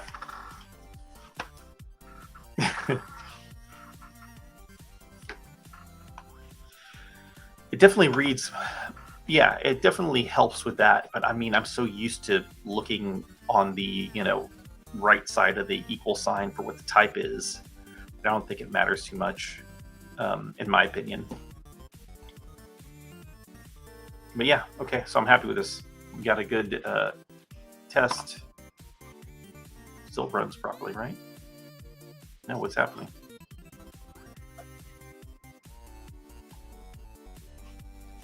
Did I break it? I might have broken it somehow.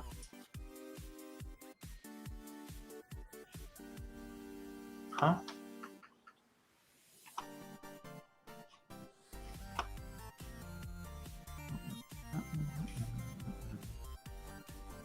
What's happening? What broke? What did we break?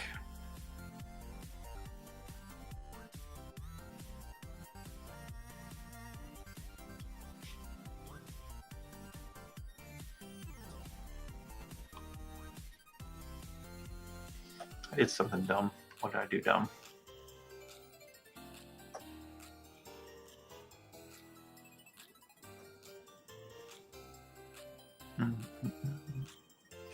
It's just running what failed.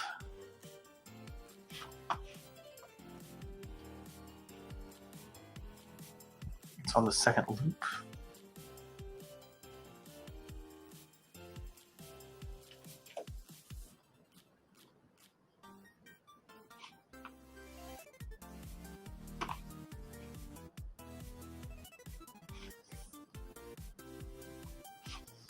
access violation reading.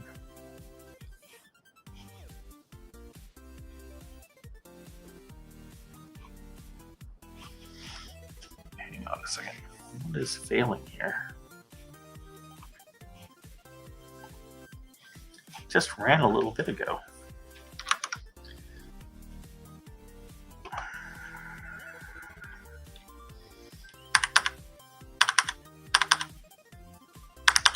Nice that I can do that.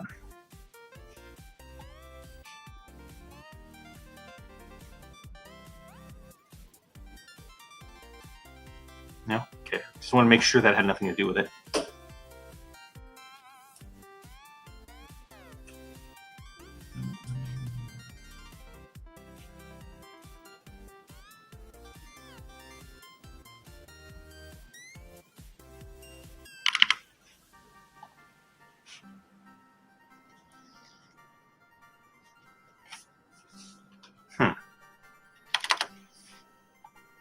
Could have sworn I ran that earlier and it worked fine.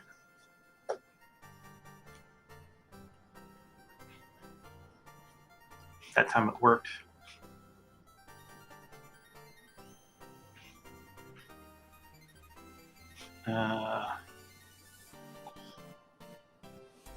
I'm suspicious.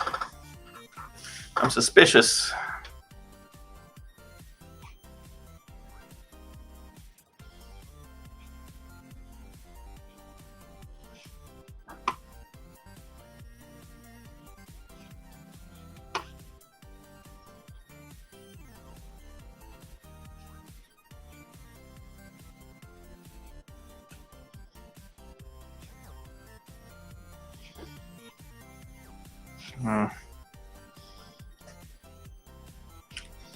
Lame. Let's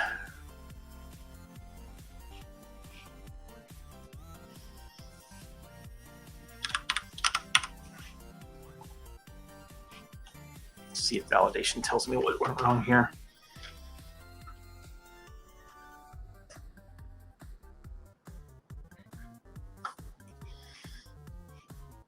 Every our NuGet, or yeah, that our CI generates packages. That makes sense, I guess.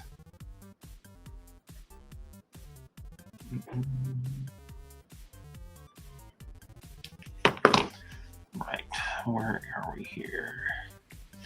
Unclear. Vulkan Spectasis command must only be called inside of a render pass instance. Huh. That's a problem. Set render target.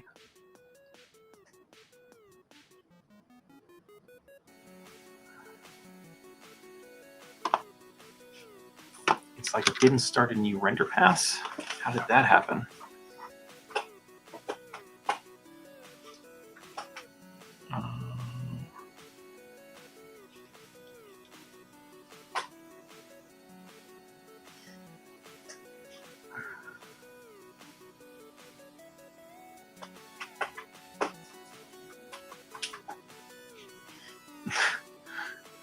OBS does this. Half-Life Scientist everything seems to be in order. Weird. Okay, I'm going to run this again. How's it not in a... It thinks it's in a... I mean, it's recording. It's not necessarily in a pass. It could be that it failed to start the pass somehow. Let's see what happens here.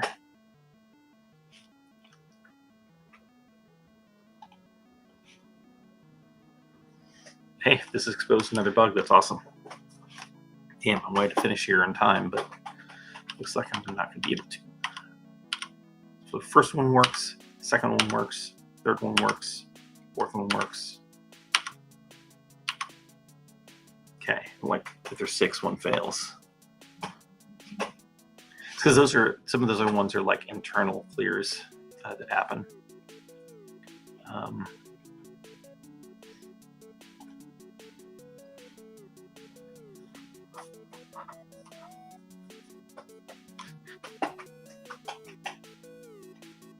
See, 1, 2, 3, 4, 5, 6, 7. The 8th one it fails. Okay, so let's see. I'm going to try it again, and I'm going to stop on the 7th one. When I get to the 8th one, I'm going to step in detail and figure out why it's not. Because there must be something that's wrong there. Come on, thing. Man, I was so close. Thought I had it on time and was about to commit this and run it. So it goes update render pass, end render pass,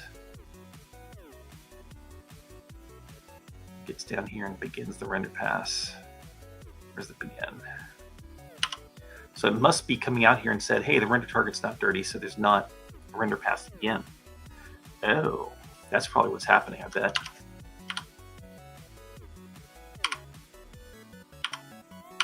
Two, three, 4. That one, it didn't change. Where are we at here? Just getting here, and it's like, oh, the target didn't change, so nothing to do. Which is true, it didn't change. Here's the target. Then it changes it here. Then it's going to hit here, and it changes again. Let's see where we're at now. Okay, it's here. It started again. But it's like, let's see, it sets this target. Okay, I think it's all fine through here.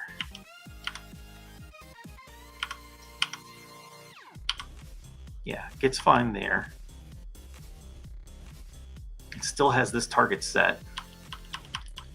And it comes in here and says, it's reading color data. Okay, this is what's happening. It's reading color data. When it does that, I think this is where it's ending the pass. And when it ends the pass, it's not setting the target as dirty so that it doesn't, when it gets here, it doesn't set the target dirty. So when it gets in here, it's like, hey, you know, let's update our render pass. The target is not dirty, so don't bother updating the pass, but the pass has already been ended.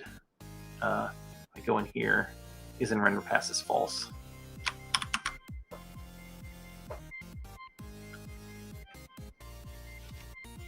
Okay.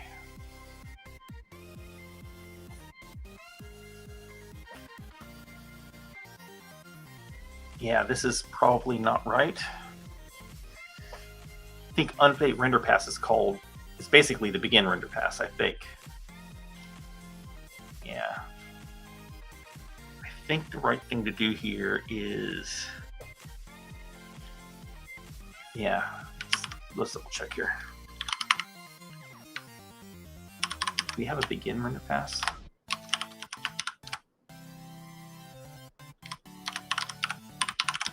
Yeah, update render pass is essentially begin render pass.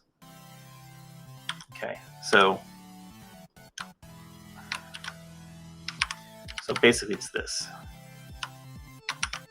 In render pass, and otherwise you need to start a render pass, dummy. Nope, stop.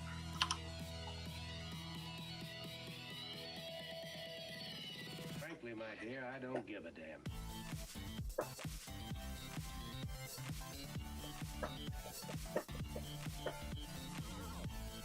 That's going to fix it.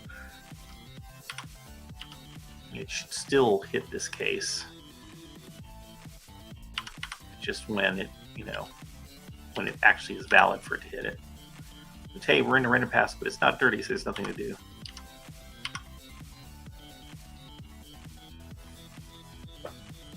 Okay, that'll fix it. Oh, what's happening? It's taking its time. Okay. It's fixed now. Okay, that was a good catch, though. It caught that problem. Just the right amount of weird tests. Okay, awesome. Arthur, is there a reason we opted for pure native implementation instead of using STL GPU? Or I guess because it's the problem is every time that we've used a third-party library, we've had the problem where, like, because I work on console game dev and I have access sometimes to, like, we had access to Nintendo Switch like 4 or 5 months before Nintendo Switch released. So we had access to hardware. But if we depended on something, a third-party library, we would have to update it ourselves anyways, right? So we'd have to do our own work to add support for that library and do it the way that they want to do it, right? Like, it's not like, oh, we just have to add the features that we need. We'd have to add the features that they wanted if we wanted to contribute it back.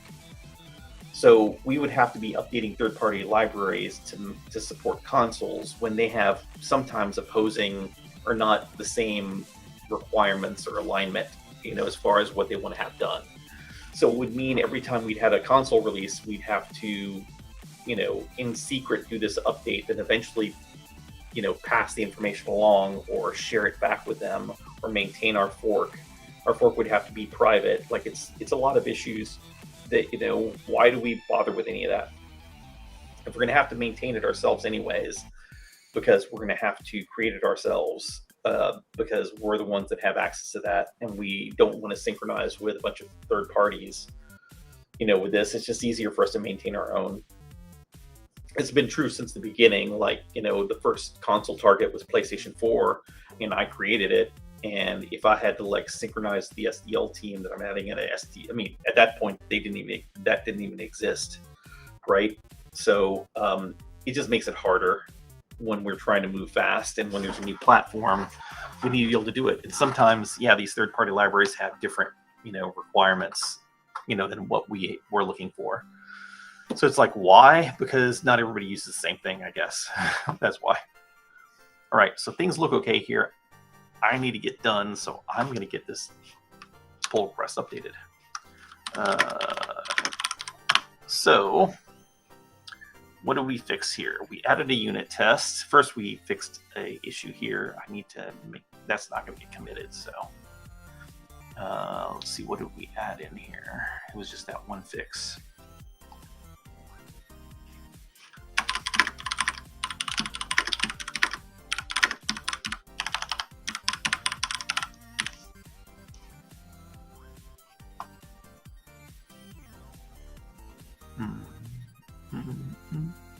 All right.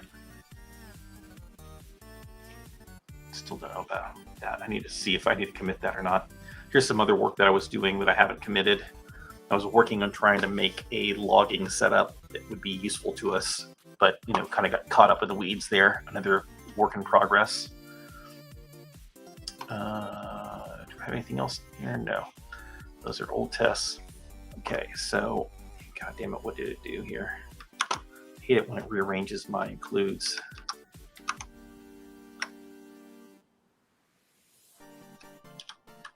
Always put these at the top. Everything else goes down there below. I'm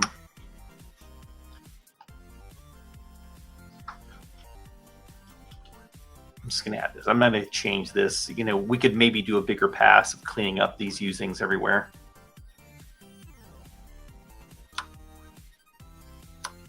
What the heck? That's it. Oh, it's confusing these two. That's really annoying. How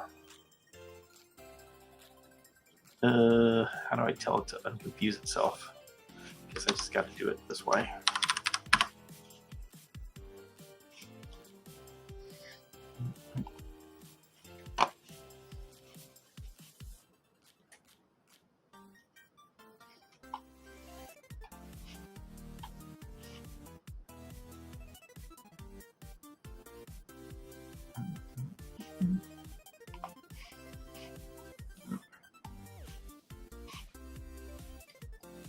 There we go.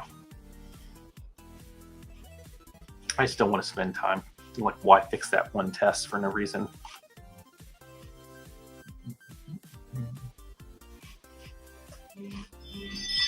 Right.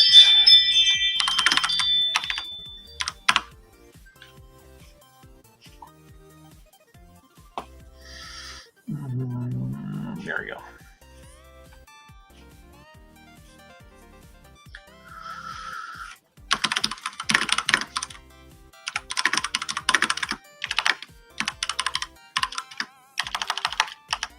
Let's verify.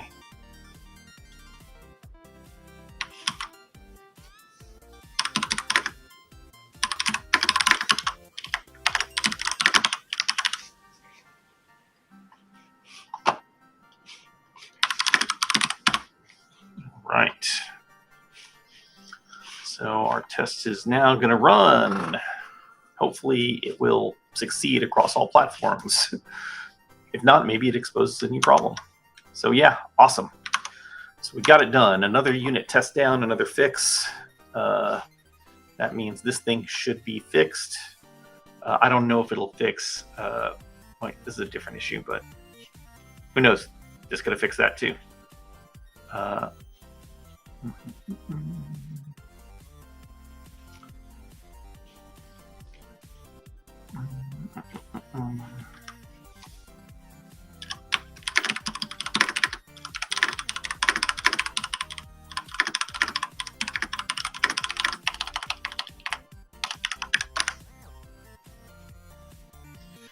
All right, so it'll run. Hopefully that'll pass. It'll fix this issue, and it could be that this fixes this case, maybe.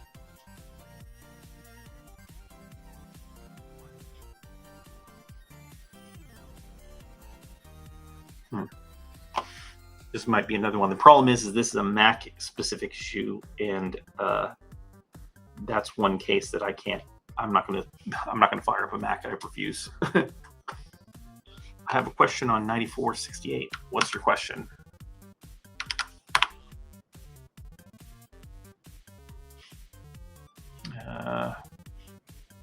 Yeah, I mean this. Yeah. Whenever I have time. Oh, wait, the question's in here somewhere.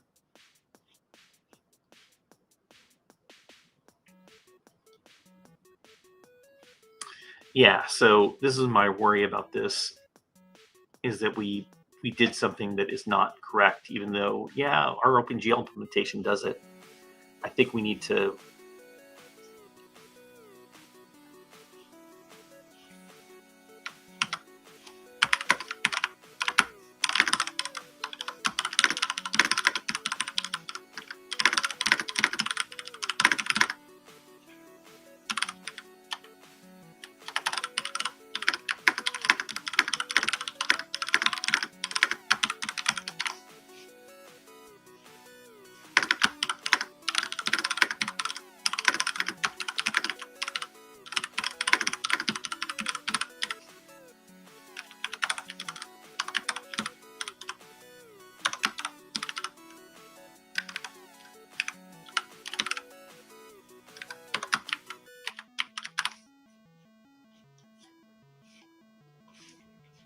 yeah, I've read the very last comment there.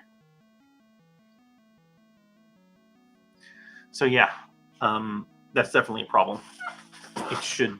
That was my worry, and I kind of mentioned it somewhere in here. It's like, hey, I don't know what the right behavior is.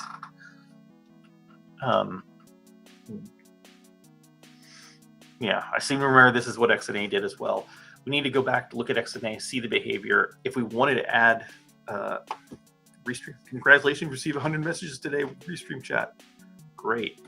That seems, I want to add them to the block list, but they're kind of this is the service we're using, so I don't want to do that. But yeah, so that's important. We need to investigate that. This is my worry. That's why I wrote this, is like, I was hoping, that people would pick up on what I was saying, which is like, we need to double check the XNA behavior. I think Simon has a virtual machine set up somewhere that has the old XNA installed. We need to write a unit test there and verify what the behavior is there and re-solidify it, and then document it, right? Like document what the behavior should be, not in the docs, but I mean in the reference docs, because no one goes to read the docs for this. They're going to look at the reference docs. We need to document the reference docs what the behavior is. If we want an alternate behavior, so like you want it to like automatically resize to match it, we can add a flag to the game window or to the game object to say like, hey, I want it to resize in this case because that's what the behavior I want. And that should be off by default. You can turn it on if you like. But I think that by default, it should still work like XNA does, mostly because we want to keep compatibility for old samples, that the old samples don't break because of this, or someone that's porting an old game, it doesn't break because of this, or people that expect the behavior to work certain ways. So,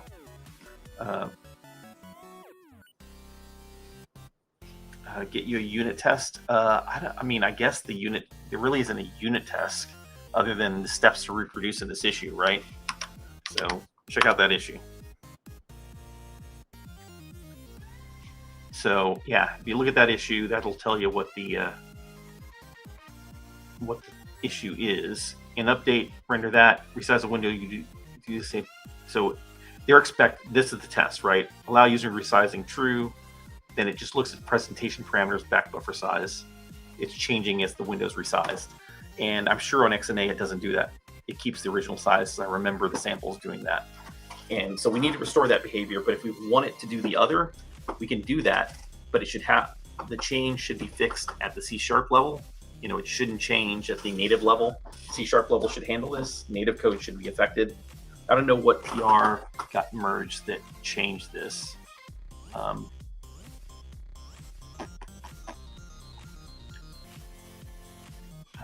I guess it was this one, right? I guess it, yeah, like if we want to do this, I mean, we don't even have to do it here. We can do it at a higher level if we want that behavior.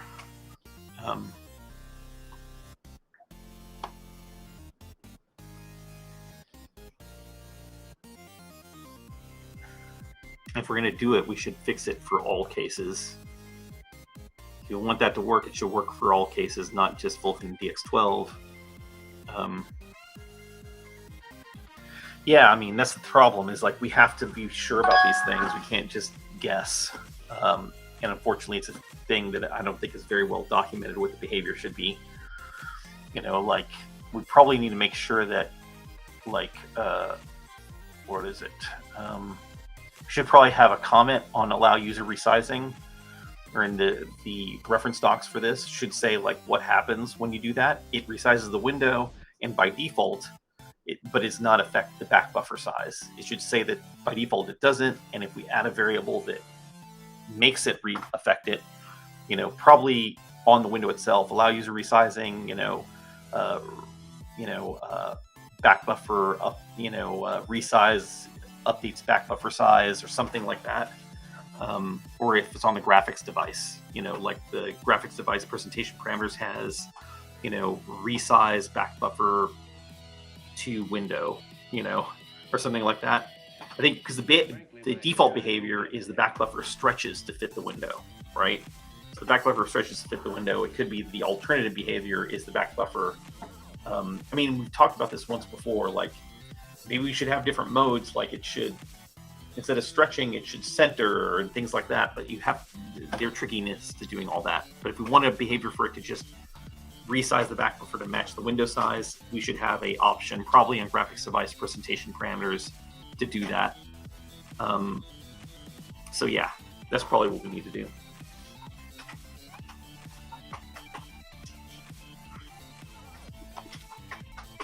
If desktop GL is the odd man out, we can let it continue to be the odd man out, and we should document it. But otherwise, I think we should do it the right way. And we should enforce this OpenGL specific behavior on everybody. Like I bet the DX11 behavior works the same as, the Windows DX build of MonoGame probably works the same as XNA. So, all right. Oh gosh, no. All right, so we got some stuff done. I'm starving. I didn't eat lunch. It's 4 o'clock here. And I have some more stuff to do. So, all right, thanks everybody. I'm glad that I got another issue down. Put in another unit test, which is awesome. And it might fix a couple reports, and that's a good fix that can go into a hot fix or into 3.8.6, depending on how we decide to do things. I don't know. It doesn't seem like it's critical, so we might just move on to 3.8.6 and not worry about putting out a hot fix release.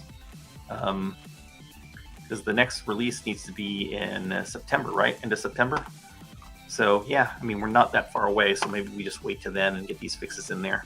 For now, people can use develop if they need to get the latest. All right, so thanks everybody. As always, follow us on Twitch and YouTube. That's where our streams come out. Simon has a stream. Dom has his stream once a month, I think. And my stream, Simon's stream, has been growing great. I think he mentioned the other day, he's almost through all the 2D tutorial. So I think he's trying to figure out what he's going to do next. So there's some cool stuff there coming.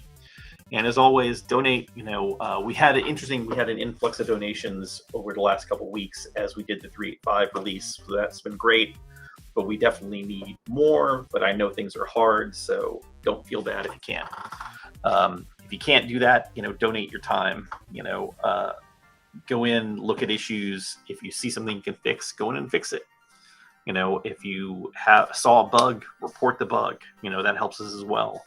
If you see a difference in behavior, that's great too. Let us know. Those things all help us. So thanks everybody. See you next time. Bye.